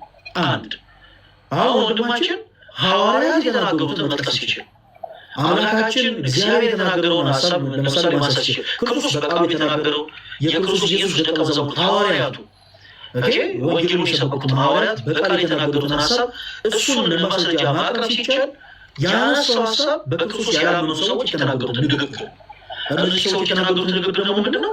ይህንን ሁሉ ጥበብና ታሪክ ወዴት ታገኘዋሉ? ለምንድን? ምክንያቱም ክርስቶስ እርሱ የእግዚአብሔር አብ ልጅ ነው ብለው ያምኑ፣ ከድንግል ማርያም በድንግልና ተወልዷል ብለው አያምኑ። ይህ ስለዚህ እነዚህ ሰዎች ትልቅ ግራ መጋባት በመካከላቸው ተፈጠረ። ከዛ በንቀት ተናገሩ፣ በንቀትና በመንሳት ይህ የሰራዊ ዮሴፍ ልጅ አይደል እንዴ? እናቱ ማርያም ትባል የለምን? ወንድሞች ያዕቆብ ሳሰሙ ይባል ያሉ ምን? እህቶች ሁሉ በእኛ ዘንድ ያሉ ምን በተናገሩ እና ይሄ ሁሉ ጥበብና ታላቅ ቆይታ የምናውቀው የለ እንዴ? ይሄ ተራሱ አይደል እንዴ? እንዴት ነው ከኛ የተለየ ጥበብና ታላቅ ሊያገኝ ይችላል ብለው ጥያቄ ጠየቁ። ጥያቄ ምልክቱ ይቀመጣል። ከዛ በኋላ ግን ቅዱስ ማቴዎስ ተሰናከሉት ብሎ ያስቀምጣል። ምን ብለው የተሰናከሉት? ወንድማችን ዘላለም እንዳለው ማለት ነው። ለምሳሌ አባቱ እግዚአብሔር አብ ሆኖ ሳለ አባቱ ዮሴፍ ነው ብሏል። በስጋ እንደወለደ አድርገው ለመናገር ሞክረዋል። በዚህ ተሳስተዋል። የተናገሩት የንቀት ቃል ነው። ሌላ የተሳሳቱትን ሀሳብ ደግሞ እነሳ የድንግል ማርያም ልጅ ብለን እኛ እናምናለን። እነሱ ደግሞ የማርያም ልጅ ነው ብሎታል። ኦኬ የማርያም ልጅ ነው ማለታቸው ትክክል ነው። ወንድማችን ዘራ አልተሳሳቱም። የእነሱን ስህተት እኔ እነግርሃለሁ። ሲጀመር ኢየሱስን ማመን በመገለጥ ነው። ኢየሱስን ማመን ብቻ በመገለጥ ነው። በክርስቶስ ያምናሉ ወይ? ዘላለም እነማን? አይሁዶች። እነዚህ አይሁዶች አላመኑም እኮ ስላላመኑ አይሁዶች ወይስ የእግዚአብሔር ልጅ ነው ብለው የሚያምኑት? የመጀመሪያው እኮ ጀመረ የማርያም ልጅ እንደው ልሄድ ያሰብኩትን አካሄድ እንኳን ተከታተለኝ። ለምሳሌ ቅድም ብለኛል። የክርስቶስ አባቱ እግዚአብሔር አብ ሆኖ ሳለ አባቱ ማን ነው አሉ? አባቱ ማን ነው? ዮሴፍ ነው። አባቱ ዮሴፍ ነው ካሉ በኋላ ደግሞ እናቱ ማርያም ትባል የለምን ብለዋል። ኦኬ ከአባቱ ጋር ስህተት ተጀምሯል። በጣም እሺ፣ እናቱ ደግሞ ማርያም ትባል የለም ወይ ወደሚል ሀሳብ ቀጥለዋል። እኛ የማርያም ልጅ ስንለው ኢየሱስ ምን እያለን ነው? ዘላለም ሲሱ ገለጸልኝ አንድ ጊዜ የማርያም ልጅ ስንል የማርያም ልጅ ነው ስንል ክርስቶስ ከወንድና ከሴት ፈቃድ የተወለደ ነው እያለን ነው። አይ ሲጀመር እኔ የማርያም ልጅ ሳይሆን እግዚአብሔር ልጅ ብዬ ስለማምን ማርያም አልተወለደም። እናቷ ደዋቸዋል። መጽሐፍ ቅዱስ የማርያም ልጅ ተብሎ ተጠራ ክርስቶስ ያገኘው ነው። ስለዚህ የማርያም ልጅ የተባለው እኛም የማርያም ልጅ ስንል ክርስቶስ ከሰው ፈቃድ የተወለደ ነው እያለን ነው ወይስ ከግብረ መንፈስ ቅዱስ በእግዚአብሔር የተወለደ ነው እያለን ነው? ከሰው ፈቃድ ከማርያም ተወለደ ስንል ከሰው ፈቃድ እኛ እንደተወለደ ምናምን ያንተን አላውቅም። ይሄን የነገርኩህ ኦኬ ማለት ከሰው ፈቃድ የተወለደ ማለት ልክ እኔ እንደተወለድኩ አንተ እንደተወለድኩ ከሰው ፈቃድ ሳይሆን ከሰው ነው ያልኩህ። እኛ እኮ ከማርያም የተወለደ ነው ስንል ምን እያለን ነው? ንገረኝ። ከማርያም የተወለደ ነው ስንል አባት አለው እያለን ነው ማለት ነው? ማርያም ስናነሳ አባት አድርገን ቴንክ ዩ። ስለዚህ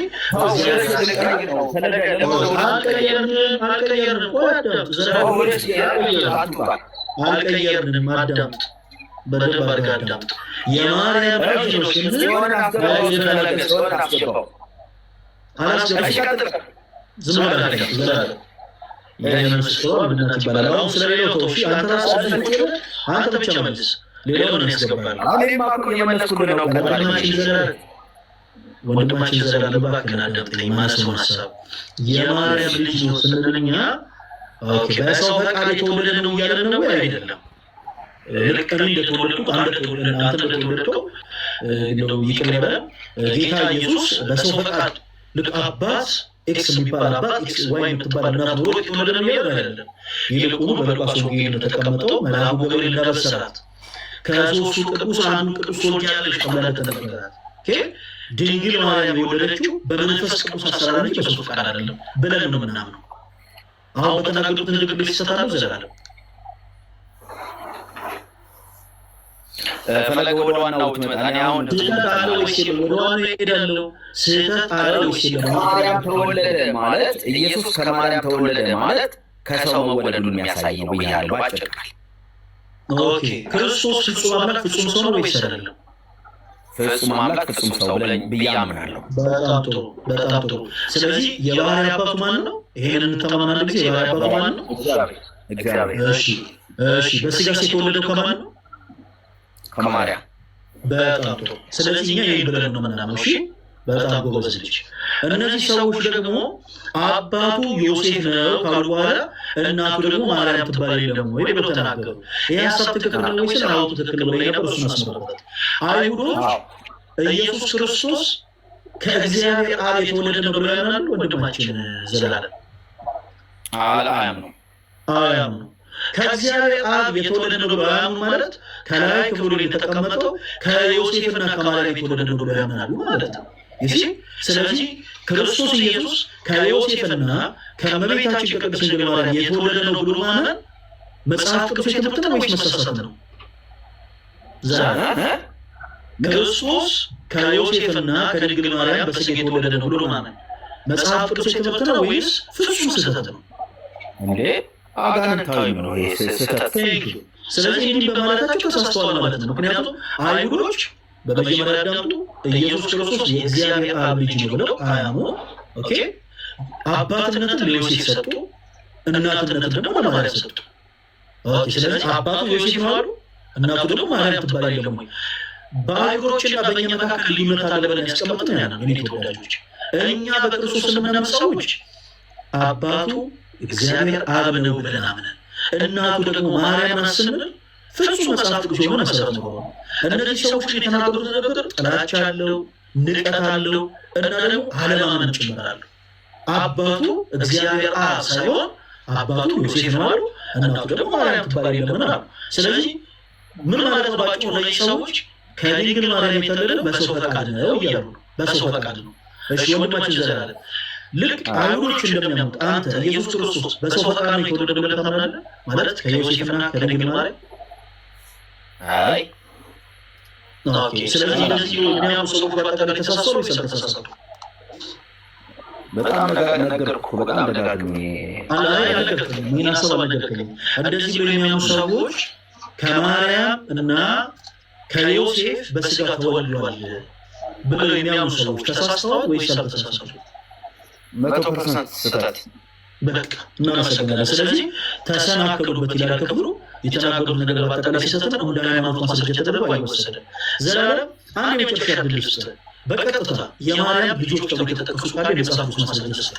አሁን ወንድሞች ምናምን እንዳሰጠን እሺ። ምክንያቱም ወንድሞች የሚለው ሀሳብ ለእኛ ለክርስቲያኖች የሚቆረቆር አይደለም። በማቴዎስ ወንጌል ምዕራፍ 12 ከቁጥር 50 ላይ የአባቴን ፈቃድ የሚፈጽም ሁሉ እርሱ ወንድሜ ነው ይላል ጌታችን ኢየሱስ ክርስቶስ። ስለዚህ የአባቱን ፈቃድ የሚፈጽም ሁሉ እሱ ወንድሙ ነው። ለእኛ ለክርስቲያኖች ምናምነው ጉዳይ በጆሮአችን ቆርቆሮ አያውቅም። የማርያም ልጅ ተብሎ ክርስቶስ በቀጥታ ተጠቅሶ ያውቃል። አሁን የምንፈልገው የማርያም ልጆች ተብሎ በቀጥታ የተጠቀሱ ካሉ መጽሐፍ ቅዱስ እንግለጥና ማስረጃ ሰጠን እናንተ። በጣም አመሰግናለሁ ፈለገ። ምናልባት 2 ደቂቃ ከሰጠኝ አንድ ሀሳብ ልጨምርና ከዛ ወደ እሱ ልምጣ። በመጀመሪያ ማስረጃ ተሰጠናል። በመጀመሪያ ማስረጃ ወደ ሌላ ለመመለስ ነው። ወደ ሌላ ለመመለስ ችግር የለውም። እኔ ሰፊ ሰጥቻለሁ። በመጀመሪያ ማስረጃ ማስቀደም አሁን የማርያም ልጆች ተብሎ የተጠቀሱ በቀጥታ እሺ፣ በቀጥታ የማርያም ልጆች ተብሎ የተጠቀሱ የመጽሐፍ ቅዱስ ማስረጃ መግቢያ ላይ ትንሽ የነገርኩህ ነገር ነበርና በቀጥታ በመጀመሪያ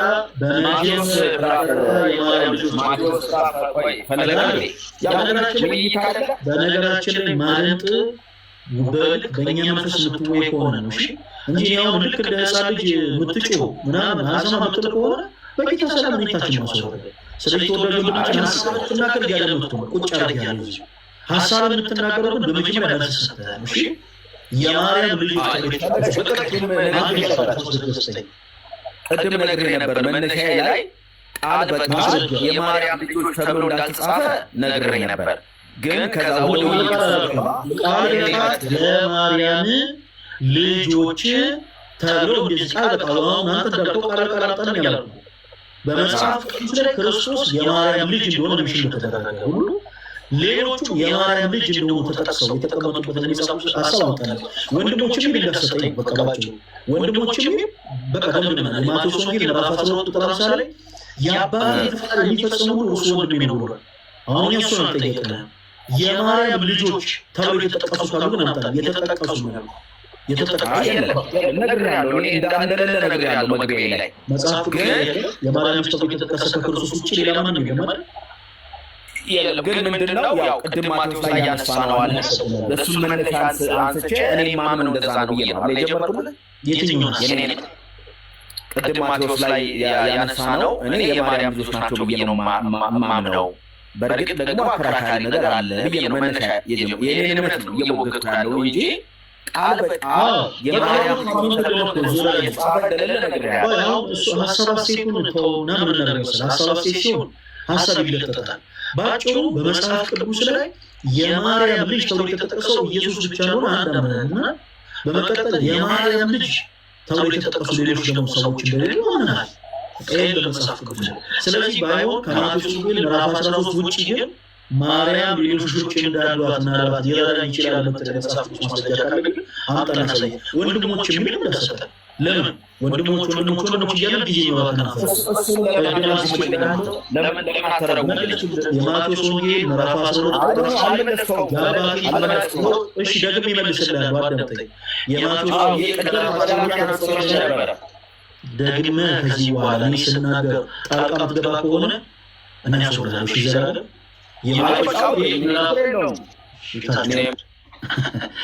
እሺ ወንድሞቹ ስለሚለው መልስ ስጠኝ ያልከው ዞርታቸውን አዳምጠኝ። የማቴዎስ ወንጌል ምዕራፍ 12 ከቁጥር 50 ላይ በደንብ አዳምጡ። የአባቴን ፈቃድ የሚፈጽም ሁሉ እርሱ ወንድሜ ነው ይላል ጌታችን ኢየሱስ ክርስቶስ። ይሰማል? የአባቴን ፈቃድ የሚፈጽም ሁሉ እርሱ ወንድሜ ነው ይላል። ኦኬ ወንድማችን እንዳመነው ደግሞ ሁላችሁም ሰምታችኋል። በመጽሐፍ ቅዱስ ላይ የማርያም ልጆች ተብሎ የተጠቀሱ ሌላ ማንንም አናገኝም። በመጽሐፍ ቅዱሳችን ላይ የማርያም ልጅ ተብሎ የተጠቀሰው ክብር ይግባው ጌታችን አምላካችን መድኃኒታችን ኢየሱስ ክርስቶስ ብቻ ነው። አለቀ። የማርያም ልጅ ተብሎ የተጠራው ማለት ነው። የክርስቶስ ኢየሱስ እናት ተብሎ የተጠቀሰችው በመጽሐፍ ቅዱሳችን ድንግል ማርያም ብቻ ናት። አጭርና ግልጽ። ይሄንን ያዙ። ሁለተኛ ይሄን የመጽሐፍ ቅዱስ ክፍል አሁን ደግሜ ግራ ተጋባችሁ ፕሮቴስታንቶች ወንድሞቼ በደንብ አድርጌ እነግራችኋለሁ። የማቴዎስ ወንጌል ምዕራፍ 13 ከቁጥር 17 ላይ ያለውን ሀሳብ እባካችሁን የመጽሐፍ ቅዱስ ማስረጃ ነው ብላችሁ አትስጡ። ማርያም ሌሎች ልጆች አሏት ተብሎ ጥቅስ አይሰጥም። ይሄ ጥቅስ ለምንድን? አንደኛ በክርስቶስ ያላመኑ ሰዎች የተናገሩት ንግግር ነው። በማርቆስ ወንጌል ምዕራፍ 3 ከቁጥር 22 ላይ ቅድም እንዳየነው በኢየሱስ ያላመኑ ሰዎች እነሱ ራሳቸው በኢየሱስ ያላመኑ ሰዎች ኢየሱስ ክርስቶስን ቤልዜቡል ያለበት በአጋንንት አለቃ ደግሞ አጋንንትን ያወጣል ብለው ተናግረዋል። ስለዚህ በኢየሱስ ያላመኑ ሰዎች በክርስቶስ ያላመኑ ሰዎች የተናገሩትን ንግግር እንደ ሃይማኖት መመስረቻ ተደርጎ አይወሰድም። ቤልዜቡል ያለበት ብለው ተናገሩና እኛ ዛሬ ላይ ተቀምጠን እንደ ወርቱ ስብሐት ክብር ይግባውና ጌታችን ኢየሱስን አጋንንት አለቃ ማነው ቤልዜቡል ያለበት እያልን እንናገራለን? በፍጹም። በአጋንንት አለቃ አጋንንትን ያወጣል ብለው ተናገሩ። ለምን? በክርስቶስ ስላላመኑ። ስለዚህ በመጽሐፍ ቅዱሳችን ላይ ያለና አንስተን ዝም ብለን ተዘዘገ ኢየሱስ ክርስቶስ ምንድነው አጋንንትን የሚወጣው አጋንንት አለቃ ነው ምናምን አንልም። በመጽሐፍ ቅዱሳችን ቅድም እንዳልኳችሁ ቃለ ሰብ፣ ቃለ ነቢያትና ቃለ እግዚአብሔር የሚባሉ ቃሎች አሉ። ቃለ ሰብ የምንለው ሰዎች ከልባቸው አውጥተው የተናገሩትን ቃል ነው። ከልባቸው አውጥተው የተናገሩት ቃል አለ በመጽሐፍ ቅዱስ የታሪክ ክፍል ማለት ነው መጽሐፍ ቅዱስ። ሌላው ቃለ ነቢያት የምንለው ደግሞ ነቢያት በመንፈስ ቅዱስ ምሪት የተናገሩትን ቃል ነው። ቃለ እግዚአብሔር የምንለው ደግሞ አምላካችን እግዚአብሔር በቃሉ እንዲሁም ደግሞ በሐዋርያቱ በኩል የተናገረው ሀቅ አጭርና ግልጽ። ከዛ ውጭ ሰዎች ዝም ብለው የተናገሩት ንግግር እንደ ሃይማኖት ማስረጃ አድርገን አንወስድም። እዚህ ክፍል ላይ ምን ይላል? ይህ የጸራቢው የዮሴፍ ልጅ አይደለምን? እናቱስ ማርያም ትባል የለምን? ወንድሞቹ ያዕቆብ፣ ዮሴፍ፣ ይሁዳ አይደሉምን? እህቶቹስ ሁሉ በእኛ ዘንድ ያሉ አይደሉምን? ብለው ይላል ቅዱስ ማቴዎስ። ተሰናከሉበት። ማርቆስ 6 ገብታችሁ ስትመለከቱ ተሰናከሉበት ይላል። ይሰናከሉበት ነበር ብሎ ያስቀምጠዋል ማርቆስ ላይ። ይሳሳቱበት ነበር ያለው ማርቆስ። ማቴዎስ ደግሞ እንዲህ ብለው ተሳሳቱበት ያለው ከምን አንጻር ነው? የተናገሩት ንግግር ስህተት ነው። እኛ በክርስቶስ የምናምን ሰዎች በደንብ አዳምጡ። ክርስቶስ ኢየሱስን የማርያም ልጅ ስንለው ያለ ዘር አብሲ ከገብረ መንፈስ ቅዱስ ከእመቤታችን የተወለደ እያለ ነው። አያችሁ፣ እኛ ክርስቶስ ኢየሱስን የማርያም ልጅ ነው ስንለው በሰው ፈቃድ የተወለደ ነው እያለን አይደለም። ያለ ዘር አብሲ ከገብረ መንፈስ ቅዱስ ከእመቤታችን ከቅድስት ድንግል ማርያም የተወለደ ነው። ኦኬ፣ በክርስቶስ የማያምኑ አይሁዶችስ ኢየሱስን የማርያም ልጅ ነው ሲሉ እያሉ ነው። ኤክስ ከሚባል አባቱና ዋይ ከምትባል ከእናቱ ማርያም በሰው ፈቃድ የተወለደ ነው እያሉ ነው። ለክርስቶስ ፍጹም ጥላቻ አላቸው። በነገራችን ላይ ልክ እኔ ከረጋትናቶስ እንደተወለድኩት ነው ኢየሱስም የተወለደው ለማለት እየፈለጉ ነው። አያችሁ፣ ስለዚህ በንግግሮቻቸው መካከል በጣም ልዩ ነው። ባመነ ሰውና ባላመነ ሰው መካከል የንግግር ልዩነት አለ። የማርያም ልጅ ሲባል አሁን ቃሉ ተመሳሳይ ነው የሚመስለው አይደል? የማርያም ልጅ ሲባል ተመሳሳይ ነው። ኦኬ፣ ያላመነ ሰው ግን ምን እያለ ነው? የማርያም ልጅ ሲል ኦኬ ክርስቶስ በሰው ፈቃድ የተወለደ ነው እያለ ነው። እኛ ያመንን ደግሞ የክርስቶስን የማርያም ልጅ ስንል ምን እያለን ነው? ያለ ዘር አብሲ ከገብረ መንፈስ ቅዱስ የተወለደ እያለ ነው። ክፍሉ ላይ ይህ የጸራቢው ልጅ የዮሴፍ ልጅ አይደለምን? እናቱስ ማርያም ትባል የለምን? ወንድሞቹ ያዕቆብ፣ ዮሴፍ፣ ይሁዳ እህቶቹ ሁሉ በእኛ ዘንድ ያሉ አይደሉምን? ብለው ተናገሩ። እናም ተሳሳቱበት ይላል ሐዋርያው ማቴዎስ። አዎ ተሳሳቱበታል። ዛሬ ያላችሁ ፕሮቴስታንቶች ወንድሞቼ በክርስቶስ ያላመኑት ሰዎች እንደተሳሳቱበት በኢየሱስ ላይ አትሳሳቱ። በቃ ቅዱስ ማቴዎስ ተሰናክለውበታል ብሎ አስቀምጦላቸዋል። የተሳሳቱት ምን ብለው ነው? ዮሴፍ ማነው? ኢየሱስ ክርስቶስ የዮሴፍ ልጅ አይደለም ብለው ሎቱ ስብሐት የክርስቶስ ኢየሱስ አባቱ እግዚአብሔር አብ። እሺ እናቱስ ማርያም ትባል የለምን አሉ። በሰው ፈቃድ የተወለደ ነው ለማለት ፈልገው በፍጹም እነሱ ያሉት ስህተት ነው። ምክንያቱም ቅድም ሲጀምሩ ቅድም እንዳልኳችሁ ገጸ ላይ ውስጥ ከዮሴፍ ይጀምራሉ። ስለዚህ ከዮሴፍና ከማርያም የተወለደ ለማለት ፈልገው፣ እኛ ግን እንደዛ ብለን እናምነው። ክብር ይግባው ጌታችን ኢየሱስ ክርስቶስ የባሕርይ አባቱ እግዚአብሔር አብ ነው። ኦኬ፣ በስጋ ደግሞ የተወለደው ከእናቱ ከቅድስት ድንግል ማርያም ብለን እናምናለን። ከዛ ወንድሞቹ ያዕቆብ፣ ዮሴፍ፣ ይሁዳ ምናምን ብለው ተቀምጠዋል። እሺ ይሄ ሐሳብስ ምንድን ነው ስንል የማቴዎስ ወንጌል ምዕራፍ 12 ቁጥር 50 እንደምጣችሁ ስታነቡ የእምነታችን ጀማሪ ፈጻሚ ነው ጌታችን ኢየሱስ ክርስቶስ ምን ይለናል? የአባቴን ፈቃድ የሚፈጽም ሁሉ እርሱ ወንድሜ እህቴ ነው ይላል። ስለዚህ በመጽሐፍ ቅዱስ ውስጥ ኦፍኮርስ የክርስቶስ ኢየሱስ ወንድሞች ተብሎ ይጠራሉ። በስጋ ግን ከማርያም ስለተወለዱ አይደለም። ወንድሞቹ ተብሎ የተጠሩት የአባቱን ፈቃድ ስለፈጸሙ። ስለዚህ ክርስቶስ በዛ ክፍል የአባቱን ፈቃድ የሚፈጽሙ እርሱ ወንድሜ እህቴ ነው ብሎናል። ስለዚህ የመጽሐፍ ቅዱስ ላይ አዎ ትክክል ነው። የጌታችን የኢየሱስ ክርስቶስ ወንድሞች ተብሎ ይጠራሉ። እሱ ለእኛ ጆሮ ቆርቆሮ አያውቅም።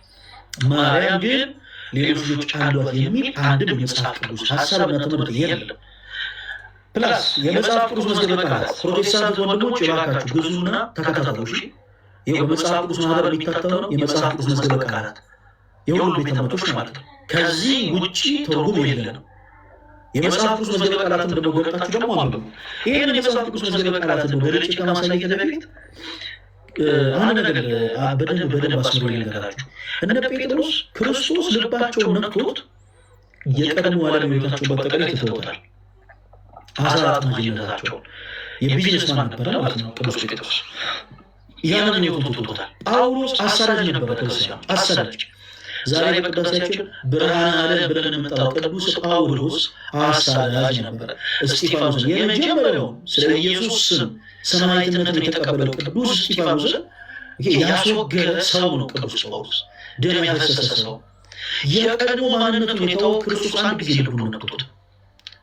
ድንግል ማርያም ክርስቶስ ልቧን ነክቷታል አይደለም እያለን ያለ ነው ቅዱሳን። ከዛም አልፎ ማኅፀኗ ለክርስቶስ ዙፋን ሆኖ 9 ወር ከ5 ቀን ጸንሳ ወልደዋለች፣ በጀርባዋ አዝለዋለች፣ በእቅፎቿ አቅፈዋለች እያለን እኮ ነው። እንዴ በጣም ይሄ በነገራችን ላይ አንዳንድ ጊዜ ልታሰቡት ይገባል ፕሮቴስታንት ወንድሞች።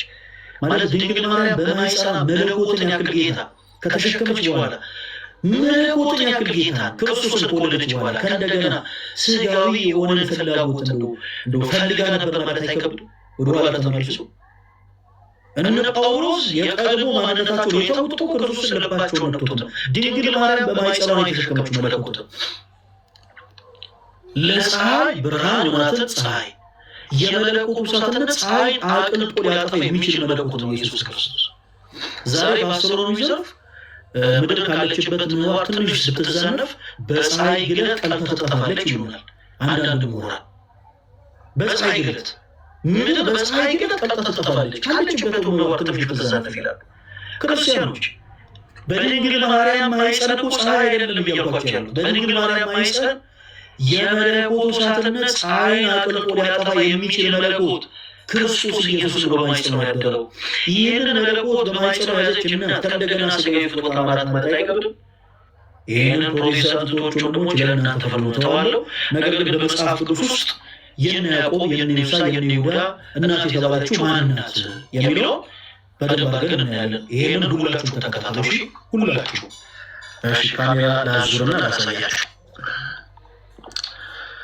ኦኬ የቱ ጋር ነው የሚዞረው? እሺ እዚህ ጋር ነው የሚዞረው። እሺ ይታያችኋል ብዬ ተስፋ አደርጋለሁ። እሺ ይሄ የምትመለከቱት የመጽሐፍ ቅዱስ መዝገበ ቃላት ነው። ይኸው ይታያችኋል አይደል? የመጽሐፍ ቅዱስ መዝገበ ቃላት ይላል። እሺ በመጽሐፍ ቅዱስ ውስጥ ማርያም ተብለው የተጠሩ 8 ሴቶች አሉ። ሁላችሁም አዳምጡ እሺ።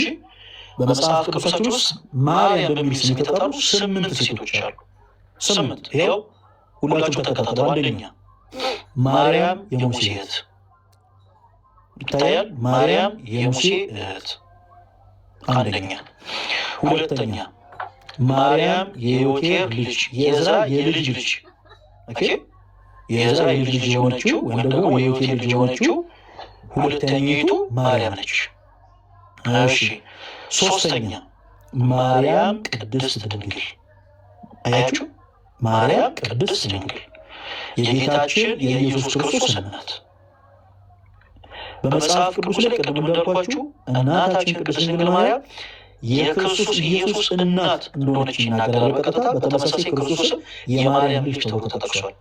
ከዛ ውጭ ግን የሌላ የማንም እናት ተብሎ በመጽሐፍ ቅዱስ የለም። ይሄ ሰው ሰራሽ ትምህርት ነው። ፕሮቴስታንት ወንድሞቼ ይህንን መጽሐፍ ይዛችሁ እባካችሁ መምህራኖቻችሁን ጠይቁ። ሶስተኛ ማርያም ቅድስት ድንግል የጌታችን የኢየሱስ ክርስቶስ እናት። እሺ እንቀጥል። አራተኛ ይታያችኋል። አራተኛ ማርያም የማርታና የአልዓዛር እህት። የማርታና የአልዓዛር እህት የምታገኙበትን የመጽሐፍ ቅዱስ ክፍል እዛው ያስቀምጥላችኋል። የመጽሐፍ ቅዱስ መዝገበ ቃላትን የምትችሉላችሁ ብዙ። አምስተኛ ማርያም መግደላዊት። ማርያም መግደላዊት። ስድስተኛ ይሄው ማርያም የታናሹ የያዕቆብና የይሁዳ እናት። ይታያችኋል አይደል? የነ ያዕቆብ የነ ይሁዳ እናት ተብላ የተጠራችው ማርያም ስድስተኛይቱ ማርያም ነች። እዚህም ክፍል ላይ በጣም በሚገርም ሁኔታ ቅድም ይህን ሀሳብ ስናነሳ የነ ያዕቆብ የነ ይሁዳ እናትም ጭምር የክርስቶስ ኢየሱስ እናት ድንግል ማርያም ሲሉ ነበረ። የመጽሐፍ ቅዱስ መዝገበ ቃላታችሁን ትንሽ ገልጣችሁ ተመልከቱ። ይኸው እዚህ ክፍል እንደሚያሳያችሁ ስድስተኛይቱ ማርያም ናት የነ ያዕቆብ የነ ይሁዳ እናት። ወደኋላ ተመልሰን ስንመለከት የመጽሐፍ ቅዱስ መዝገበ ቃላቱን ስናይ እዚህ ላይ እንደሚያሳየው ሶስተኛይቱ ማርያም ደግሞ ማናት? ማርያም ቅድስት ድንግል የጌታችን የኢየሱስ ክርስቶስ እናት። እሺ አራተኛይቱ ማርያም የማርታና የአልዓዛር እህት። አምስተኛይቱ ማርያም መግደላዊት። ስድስተኛይቱ ማርያም የታናሹ የያዕቆብ የይሁዳ እናት። ሰባተኛ ማርያም የቀለዮጳ ሚስት። ስምንተኛ ማርያም የማርቆስ እናት። አጭርና ግልጽ። ከዚህ ውጪ ማንም ሰው ከልቡ አፍልቆ የመጽሐፍ ቅዱስን ሀሳብ እንደፈለገ በራሱ ሀሳብ ሊተረጉም ሊያብራራ አይችልም። የመጽሐፍ ቅዱስ መዝገበ ቃላታችሁን ገልጣችሁ መመልከት ትችላላችሁ። የነ ያዕቆብ የነ ይሁዳ ተብላ የተጠራችው እናት የክርስቶስ ኢየሱስ እናት ማርያም ቅድስት ድንግል ሳትሆን ሌላኛይቱ ማርያም ናት። ሰው እመቤታችን ቅድስት ድንግል ማርያም ከክርስቶስ ኢየሱስ ውጭ ልጆች አሏት? በፍጹም አበደን አለቅ። ምንም ከዚህ በኋላ ማንም ሰው በመጽሐፍ ቅዱስ ማስረጃ እንወያይ እስቲኑ የታለ ይኸው ጥቅሱ ይነሳ ይውጣ ምናምን ጊዜ ማባከን አያስፈልግም ክርስቲያኖች።